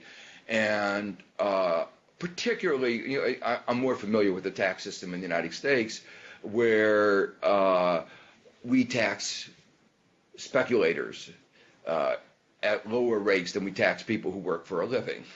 That, what I try to argue, that distorts our economy and increases inequality. There are other things. Taxation is not the only instrument for reducing inequality. One of the things that I was really concerned about in my book is equality of opportunity. And America has become, among the advanced industrial countries, one of the worst in terms of opportunity. Very different from the image of America and the American dream. Education is absolutely critical in that. So that's another element. But of course, you can't have good public education without revenues. So the taxes become part of that agenda. And the third thing, just to mention just one more element, that at least in America, and I true of most other advancing countries, one of the major sources of inequality is what I call rent seeking. The notion is that some people get their large income because they've contributed to society, make the pie larger. But a lot of what is going on is efforts to take a larger slice of the pie. You know, when the financial sector and the bankers brought the economy to the brink of ruin, they weren't contributing to a better economy. What they were doing, particularly again in America, predatory lending, abusive credit card practices, manipulating markets, all that is trying to take money from others, not making our economy work better. So these are all examples of how we can simultaneously reduce inequality and make our economy better, perform better. Thank you. Right. Mike McKenzie. Thank you. Good morning, Professor. I should first say I thoroughly enjoyed your most recent book, The Price of Inequality, but as I was reading it, I was thinking also of Wilson and Pickett's book, The Spirit Level. You may have read that, I'm not sure. But really what they were able to show in that book was that they could correlate inequality with, not just with a range of social outcomes, but also with GDP per capita. So what they found was where there was least inequality, there was best economic performance in terms of GDP per capita. And the question, therefore, and I'll just apologise to my colleagues, you answered my initial question, in fact, my initial 5 questions, so I'm on, this is question number 6 in your introduction. So are these mutually exclusive? Does GDP, or certainly GDP per capita, still have some usefulness if we include it with other measures? And is the primary thing we should be focusing on inequality rather than getting too tied up in how we measure it? Well, one of the things that I emphasized in my introductory remarks is that GDP per capita talks about what's happening on average. But the average person isn't average. And when you have a lot of inequality, it doesn't tell you what's happening to the typical citizen, to your representative voter. And that's what we ought to be focusing more on. So if I had to pick a number, and there's no single number that can capture anything as complex as our economy or our society, if I had to pick a number, I would say median income, median household income, median disposable income. In other words, you want to talk about the person in the middle, which is not the same as the average. So what's been happening in the United States, just to give you a picture, per capita income has been rising. 2009 it went down, but with that exception, it's been going up almost every year. But median income, the typical family in the United States, half above, half below, today is lower than it was in 1996, a decade and a half ago. Median income of a full-time male worker in the United States is lower than it was 40 years ago. So a society which says to the typical worker working full-time, putting all his efforts in, that the income today is the same as it was 40 years ago, is an economy that's not having progress and is not a successful economy. So, you know, people talk America's a great success, everybody, you know, congratulates it, and it has some strong aspects, you know, and you have to commend the innovation, but in terms of delivery to most citizens, it's failed. And that means we ought to have a dialogue in the United States. Why has it failed? What can we do to make it work? And I'm glad that kind of dialogue is beginning to occur in Scotland. Thank you very much. Okay, thank you. Alison Johnson. And good morning, Professor. The purpose of the Scottish Government, as detailed in their 2011 economic strategy, is to increase sustainable economic growth. And they're measuring this using 7 targets in an effort to broaden measures and to look at progress, including some indication of inequality. But GDP still retains its central place. How appropriate do you feel the Government's framework is for measuring economic progress and well-being? Have we got the balance right between measures of production and well-being? Should the headline indicator in this framework still be GDP? You've spoken yourself of how you prefer GNP. Or do you think there should be an entirely different measurement, taking that central place? Well, Thank you. Sure. What the Commission recommended was what we call a dashboard approach. As I said before, there's no single number that can capture anything as complex as our society. You want to have a measure of how much resources you have available, because that will determine what you can spend on education, what you can spend on whatever you decide to spend on. So the resources are are an important dimension of the economy, dimension therefore of society. But it doesn't really capture a lot of what is going on. And what I said before, resources are a means to an end. And the end is the better well-being of our citizens. So in the end, you want to begin to think about what is going to be affecting their well-being. That's the thing that you ultimately want to get at. That's a more difficult question, and economists, you know, we don't have as good measure of that. So what I hope will happen as a result of the impetus of the Commission is that there will be work in each society, each country, to try to develop better measures of well-being, of what it means to be well off. In our original report, we identify several of those components, and And some of the work that's going on in Scotland and elsewhere have reinforced the importance of those. Just to mention a couple of them, health is obviously something that's very important. Security is something that's very important. GDP doesn't necessarily capture well either health or security. Just again, I know more about the United States. We have a very inefficient healthcare system that doesn't deliver very well. And so we spend 17% of GDP on health, but the health outcomes, the healthiness of our people are poorer than in the UK and in France and in other countries that spend a lot less. So that's a real example where GDP is not a good measure. Another important dimension that we talked about was connectedness. That it's very important for people to be connected with other people, the nature of the social fabric. And the third that we emphasized is employment. People want to contribute to society in one way or another. And when our economy or society doesn't provide enough jobs, it really doesn't, it undermines the well-being of citizens.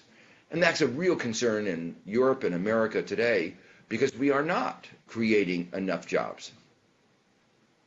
Thank you very much. Thank you. Thank you. Rhoda Grant. Thank you. Could we in Scotland devise our own indicator that we could use for our own budgetary processes, and how meaningful would that be engaging our progress if it wasn't more widely recognised? Well, there are, you might think, two separate functions of these metrics.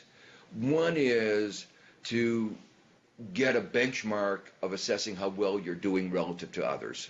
You know, we all need yardsticks to see, you know, are we doing really well? Are we doing poorly? And their standards comparisons become very important. Unfortunately, that's where the comparisons are often very misleading. So, you know, I gave the example before the crisis, a lot of people looked to America and said, look at how good its GDP was. And there were a lot of discussion in other countries, we ought to emulate the United States. And that was a real case. One of the motivations for some of our work in the Commission was, look at, United States was not the model for other countries because it had high inequality, most citizens were not doing well, and it was not sustainable. It was not environmentally sustainable, it was not economically sustainable, and GDP didn't tell you that. So if you were chasing GDP, you were chasing the wrong thing. So yes, comparisons are important, but I just want to emphasize, get the right comparisons. But there's another important purpose. You have to make your own decisions about the direction of your society. There's no reason why Scotland should do exactly the same thing that every other country does. You may want to emphasize more education, more opportunity than other countries. And therefore, you want, you know, if that's what you decide on, it will be important for you to focus measures on opportunity and say, okay, it's okay if we're not doing well in some other measure, if we're doing well on the things that we care about. So as we, you know, as a society, we are going to grade ourselves more on that criteria than others. Let me mention an important initiative that the OECD has done. I think they've really gotten it right. They did some follow-up work on the Work Commission, and they created a set of indicators. Okay, but what they said is there's no reason why people need to weigh different things the same way. So what they did is they allow different people to come in and say, okay, if you think the environment is more important, you can put a lot of weight on that. If you think inequality is more important, you can put a weight on that. And so while they standardized the metrics in each of the dimensions, they said you can put different weights on these elements to give your own, to create your own report card of your overall performance. Thank you. Joan McAlpin. Thank you very much. Thank you, Professor. Could you tell me what your view is on the Legatum Prosperity Index as a measure of fairness and well-being in countries? Which The prosperity index? Legatum Prosperity Index. I'm not sure I know the detail. There are a lot of indices out, and I don't think I know that, at least not under that name. Do you want to describe it a little bit, or any particular characteristic of it? Let me make a general comment. There are many, the UNDP has an index.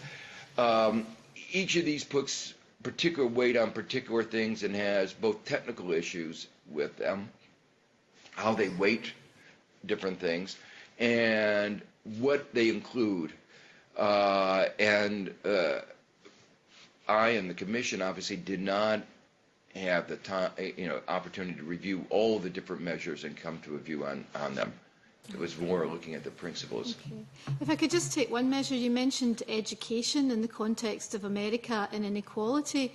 To what extent do you think the American model of university and college education exacerbates inequality in America? I think it is one of the most important contributors, and it's unfortunately getting worse. Let me just share, I think what is going on in England is a source of concern. And let me explain what the basic issue in the United States is. I mentioned before that median income in the middle, real income, has been stagnating, going down, lower than it was 15 years ago. But meanwhile, the cost of a college education has been going up. It's been going up for two reasons. One, the cost of the inputs have been going up. It's what we call a service sector, which requires lots of very skilled workers, and skilled workers' salaries have been going up. But secondly, the state's contribution, the government's contribution to higher education has been going down, markedly so. And the result of that is that tuition in public schools have been soaring in the United States, especially since the beginning of the downturn. Well, with incomes going down and tuition going up, that means that many, many children of poor families will not be able to afford a university education. And you need, in the 21st century, a university education to compete. Now, what used to happen is that students would take out loans. And unfortunately, the burden of those loans has gotten larger and larger. Today in America, student loans are larger than credit card debt. It soared that much. And we then did something that was really bad. We passed a law that said that student debt could not be discharged even in bankruptcy, to provide discouragement for students to take loans. And the consequence is, the average student now graduating from college, the average has over $25,000 of debt. But those some similar have concerns. over 100,000. Sorry to interrupt. Do you have similar concerns about England? Yes. Yeah. Their tuition has been going up, and that makes it college education less affordable, and student loans can become very oppressive. Now, there are other countries. Australia has designed a way of getting around it, what they call income contingent loans. So what they do is everybody participates in this program. They lend money to students to pay for their education. Everybody takes out these loans. And then the amount they repay depends on how well the student does. So the education actually delivers a high income. They pay back more. And if they decide they want to go into public service, take a low pay, then the amount they pay back is less. So those who wind up with a high income pay back a larger amount. Those who low income pay a smaller amount. And it's been working, I think, very well. I think that's a model that other countries ought to be considering. Okay. Alison Johnson. Thank you. Back to discussion of index again. I'd welcome your view on how Oxfam's Humankind Index approach might help counter the mismatch between people's experience of life and how official statistics describe their situation as noted in the Stiglitz Commission report. That's right. I think they did a very good job of listing some of the things that what they call the Humankind Index. They listed the things that people in their interviews said were important to them, and you know, they talked about housing, health, living in a neighborhood where you can enjoy going outside and having a clean and healthy environment, work, having satisfying work to do, family, and income was really in the middle of the list. So, and obviously government can't solve all those problems. It can't solve family relationships, but it does play an important role in many of these things, like the environment, like the kinds of communities that we create, like making sure that people have an opportunity for good jobs. So I think it provided an important reminder that money is necessary, but it's not sufficient, and that that government can't solve every problem, but there are things that it can do to make society's well-being and the individual's well-being better off. Okay. Thank you. Thank you. Marco Biaggi. Thank you. We've talked a lot about the very wholesale alternatives to GDP, but when you look at a lot of the things that have been mentioned as indicators of well-being, such as crime rates, having a fulfilling job, health, resource depletion, all of these matters have all got direct economic costs as economists would traditionally understand them. Why do you think economics as a discipline hasn't really kept up? Well, it's been trying. Some of this, maybe I should tell you a little story. When I was chairman of the Council of Economic Advisors under President Clinton, I tried to get the U.S. to move to what I call a green GDP, to take the GDP but recognize that we were depleting some of our natural resources, we were engaged in degrading our environment with pollution, and that our success as an economy ought to take into account these negatives. You know, a company, when it wears out machines, takes into account depreciation. And when we use up our resources, we ought to take into account depletion. So at the level of the firm, we do that. But the level of our society, we don't. So it was a small step in, well, I tried, and there was a lot of pushback. Why? Well, what I said before is what we measure affects what we do. If we start thinking about pollution, environmental degradation, we're going to discourage certain kinds of activities. In particular, it would lead us very naturally to say, to think twice about coal. You know, and there's no such thing as clean coal. It's just degrees of dirtiness of coal. And coal, you know, was having all kinds of effects on environmental degradation and greenhouse gases. Well, the coal industry understood that we were onto something important. They understood the importance of this objective of trying to get good measures, and of course that's why they tried to squelch it. And so they did what they could they said, if you continue to work on this, we'll take away your funding. And so it really undermined these efforts. So economists have been aware of these problems for some time. This was 20 years ago.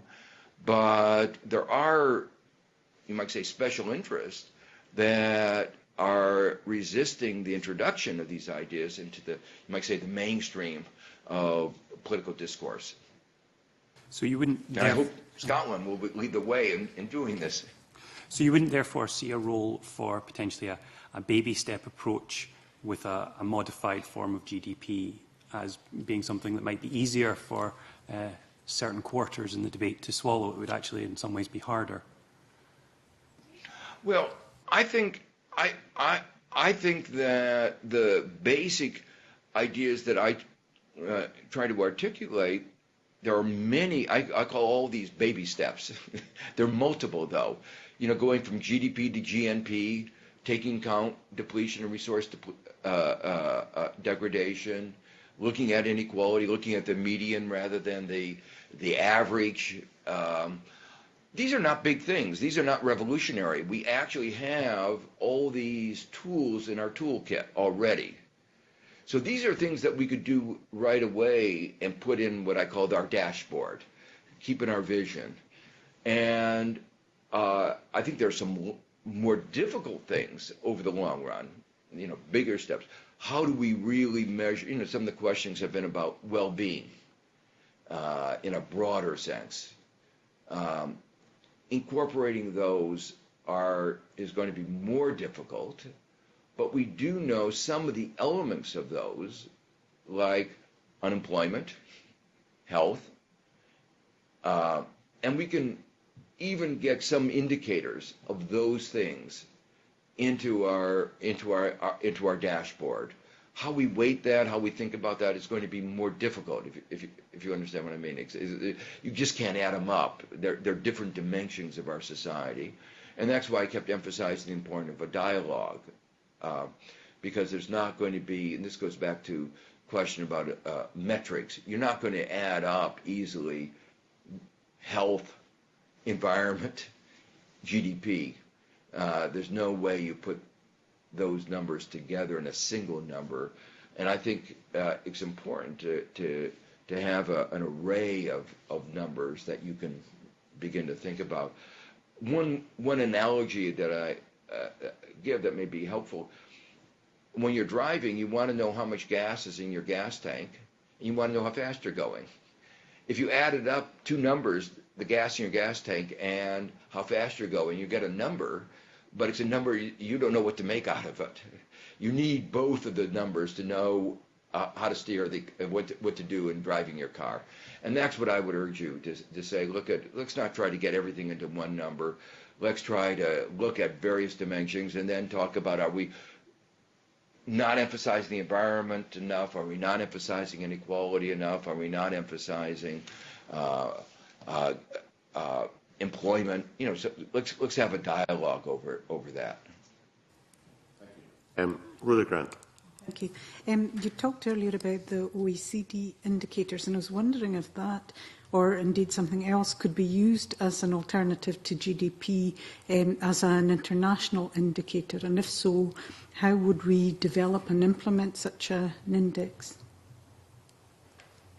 Well, what is going on actually internationally are a number of efforts to provide a small set of indicators that would be internationally comparable across countries.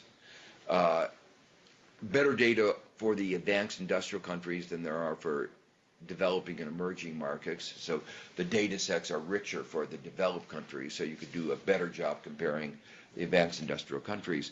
I mentioned before the efforts of the OECD to try to create a set of benchmarks in various areas. To me, the three things that I absolutely essential in a small set of indicators, the narrow economics and leaving out health and other attributes, incarceration. There are lots of social attributes. The three that I would is some measure of GNP, the income of the citizens, okay, some measure.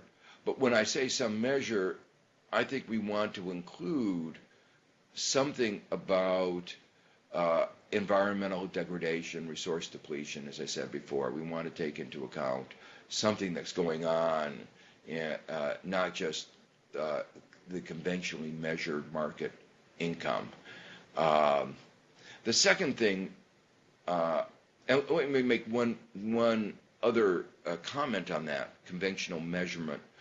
One of the problems is that we often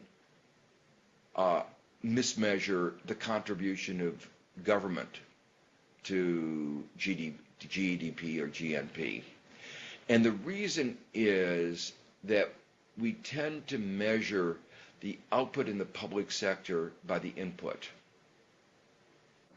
because we don't have prices. And so the result of that is that we aren't really assessing the contribution of the public sector to well-being. It distorts our metrics.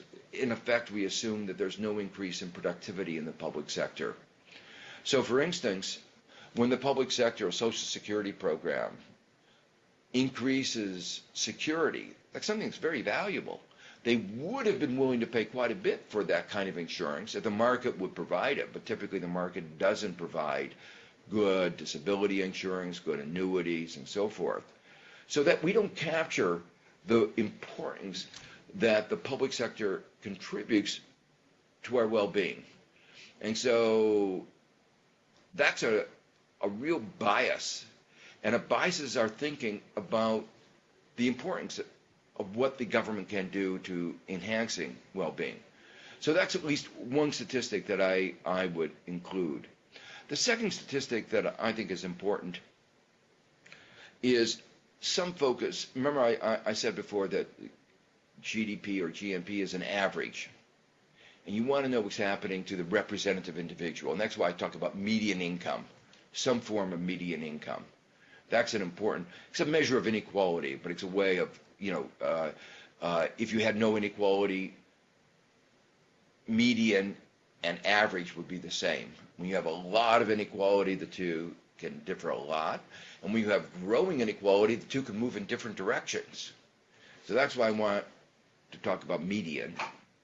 And the third number that is very important is a metric, a measure of sustainability. And again, we would like to have measures of environmental, economic, social sustainability, but even in the narrow set, okay, taking a very narrow, economic sustainability is a critical feature. Now, economic sustainability, you have to look at the wealth of the economy, what it's saving, what its increases in its capital stock, its depletion, what it's using up, what it's wearing out, its indebtedness. If a country is borrowing from abroad,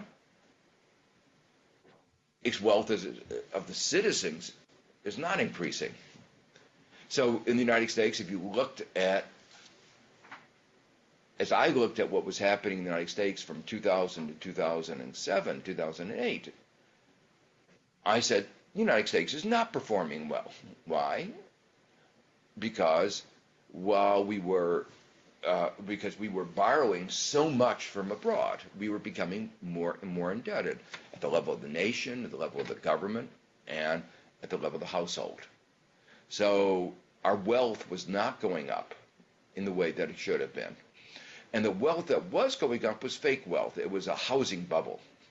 So it was not going to be sustained. So I came to the view that this was not sustainable economically, not sustainable environmentally, but that's another set of numbers. It was not economically sustainable, and therefore GDP was not telling us how well we were doing. Chick Brody. Thank you. Good morning, Professor Stiglitz. In the Commission report, the report said it's about measurement rather than policies. In the book that was referred to by my colleague Mike Mackenzie, Wilkinson and Pickett, on the spirit level, they said different ideologies will, of course, affect not only government policies, but also decisions taken in economic institutions. Now, given somewhat your cynicism regarding the USA and its not applying these measures, how do you see these new measures can be applied in such a way as to support business and funding competitiveness internationally? As I said, these metrics, these measures are part of our information system, and any information, having good information is absolutely critical for steering an economy. So at the level of the firm, firms want to have a balance sheet because they want to know what their and they have to have income statements. Those are the accounting frameworks that firms use for steering. And when they look at their accounting framework, they will want to know what different divisions are doing, how well their income profits are, and what their balance sheets are. So that's the way firms steer. And in some sense, that's the same thing for the economy. So if, for instance, an economy is growing, but it's growing on the basis of natural resources that are being depleted, that raises the question, is that sustainable? So one of the questions that many people are now asking about the UK was the so-called period of prosperity that they had really a false prosperity, where they took all that income coming in from the North Sea, but rather than investing that in enhancing the human capital and the physical capital and the technical skills, a disproportionate amount of that went elsewhere and didn't create the basis of capital accumulation. So that's where this notion, if you would have careful looking at, you're depleting your natural resources, we're using up our endowment, wealth below the ground is getting less. Are we more than offsetting that by creating wealth above the ground? That should have been at the center of the debate from the beginning of the North Sea gas and oil. And if you had done that, you would have said, well, if we aren't investing above the ground, we're becoming less competitive because in some sense our wealth is going down.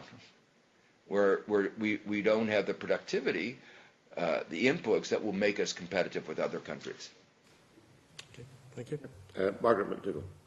Thank you, and good morning, Professor. Do you agree that one of the reasons to measure alternatives to GDP is to report publicly on these so that wider society can relate to how flourishing and prosperous Scotland is and hopefully become more engaged in the political process? Oh, very much so. I mean, that's really one of the main points of this, and in a way, when there's a single-minded focus on GDP in a very narrow sense, that leaves it sort of to something that you say, well, we'll leave that to the technocrats, economists. Let the people who know about that manage the economy. And that has led to this kind of set of attitudes that I think have elevated excessively the importance of technocrats in solving our society's problems. The fact is that there are complicated trade-offs that every society faces. How much emphasis do we put on the creation of employment? I think that's a lot. We ought to be putting a lot on. The technocrats, people at the ECB never talk about that as the critical factor. They say just inflation, you cure inflation, and that means the economy is going to work well. So they've tried to depict a situation where there aren't all these choices that societies have.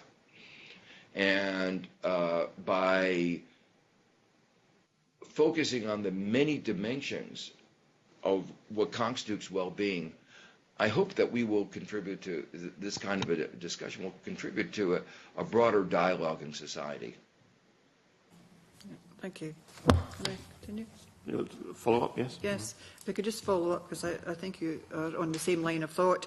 Would it then be beneficial to report on 2 or 3 headline measures, such as, for example, the security of employment, quality of the local environment, and equality measures, which would be more comprehensible to the people and at the same time as GDP, rather than one alternative aggregated measure?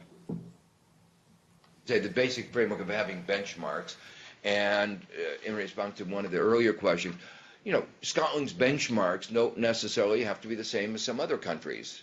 And some of these benchmarks can be, I would say, exploration, something that Scotland might want to explore and other countries haven't yet done that. I think one of the things that certainly affects many Americans right now is a sense of insecurity. GDP could go up and insecurity go up.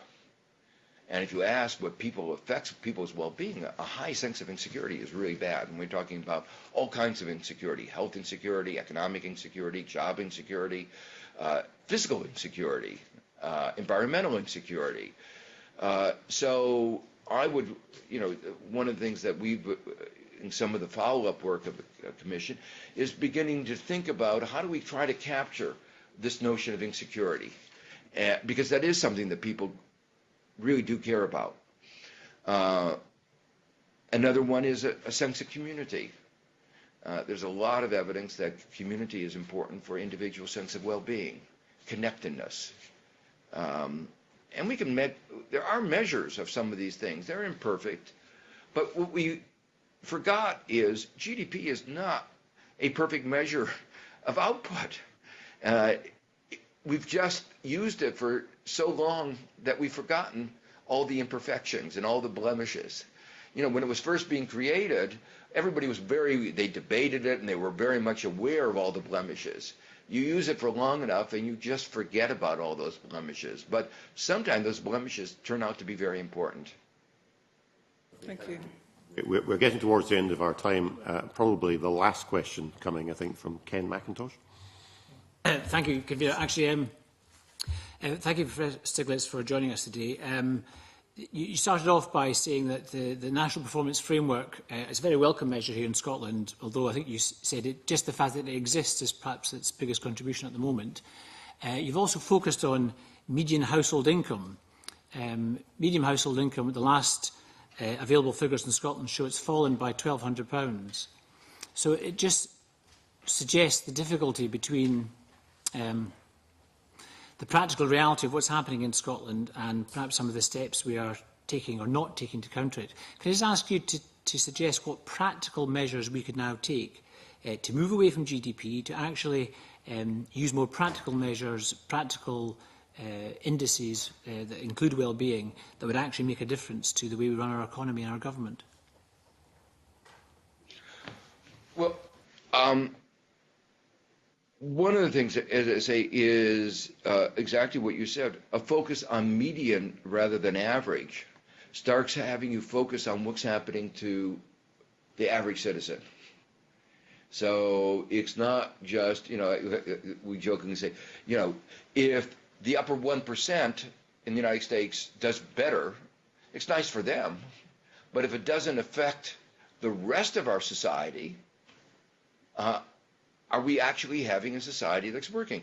Again, I don't mean to keep coming back to the United States, but just one statistic that's very telling in the United States: 120% of the increase in income in the United States for the last 2 years went to the top 1%. That meant all the increase went to the top 1%, and everybody else was worse off. Now, when something like that is going on, you should be worried as a government. Something is failing. Now, that's a complicated diagnostic of figuring out what is failing. And that's why you need other things. Is it employment? That's one of the variables that I would include as an important metric in my, say, dashboard. Is it wages? Are the wages of the people in the middle falling behind? And if so, what is the reason for that? Are we failing to give people the skills that they need to compete? And so that then relates to education. So what I want to do is to come back in a way to the point I made in the introduction, that our metrics are part of our information system for steering the economy. And if you're a doctor, as you start doing your diagnosis, you start asking questions. Well, for this patient, I need to run another test. You need to get more data to sort of separate this diagnosis versus that diagnosis. Okay? So I think the same thing for your country. As you start to think about where are your problems, what are the things that are a problem, you will start to say, let's look more carefully. And I think the answer is you're going to look more carefully at your education system, you'll look more carefully at your wages, look more carefully at your system of employment, job creation. Then next starts is, what are the impediments to job creation? Your financial system.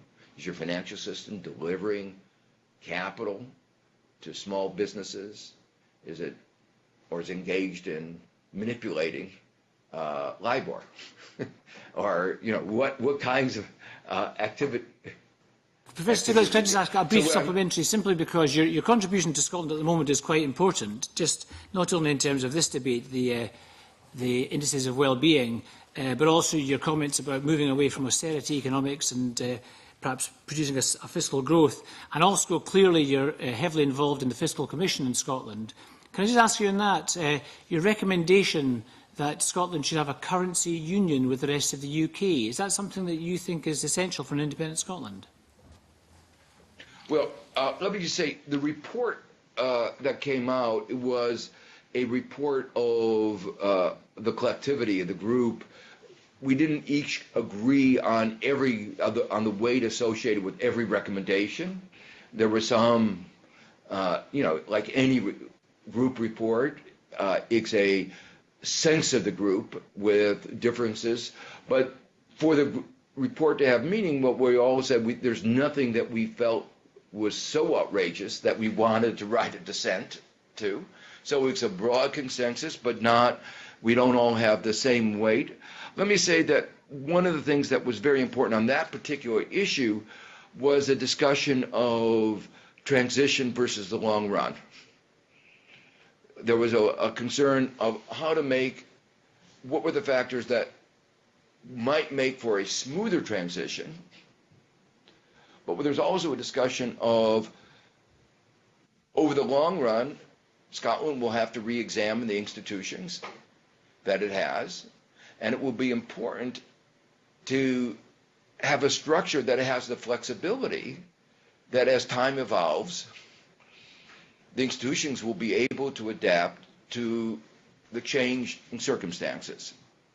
So I think as you think about that issue, I think the two notions that at least were very influential is the smoothness of transition and the flexibility to move eventually to the institutional structure that will be appropriate for Scotland. Okay, Professor Stiglitz, I'm sorry, our time has gone, and we are now in danger of breaching parliamentary process by sitting at the same time as the parliamentary chamber is sitting. So I'm very sorry, but we're going to have to cut you off in mid-flow at this point.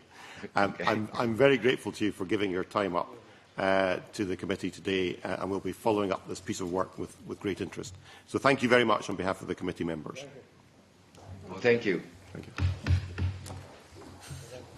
I'm getting in trouble for that one, then.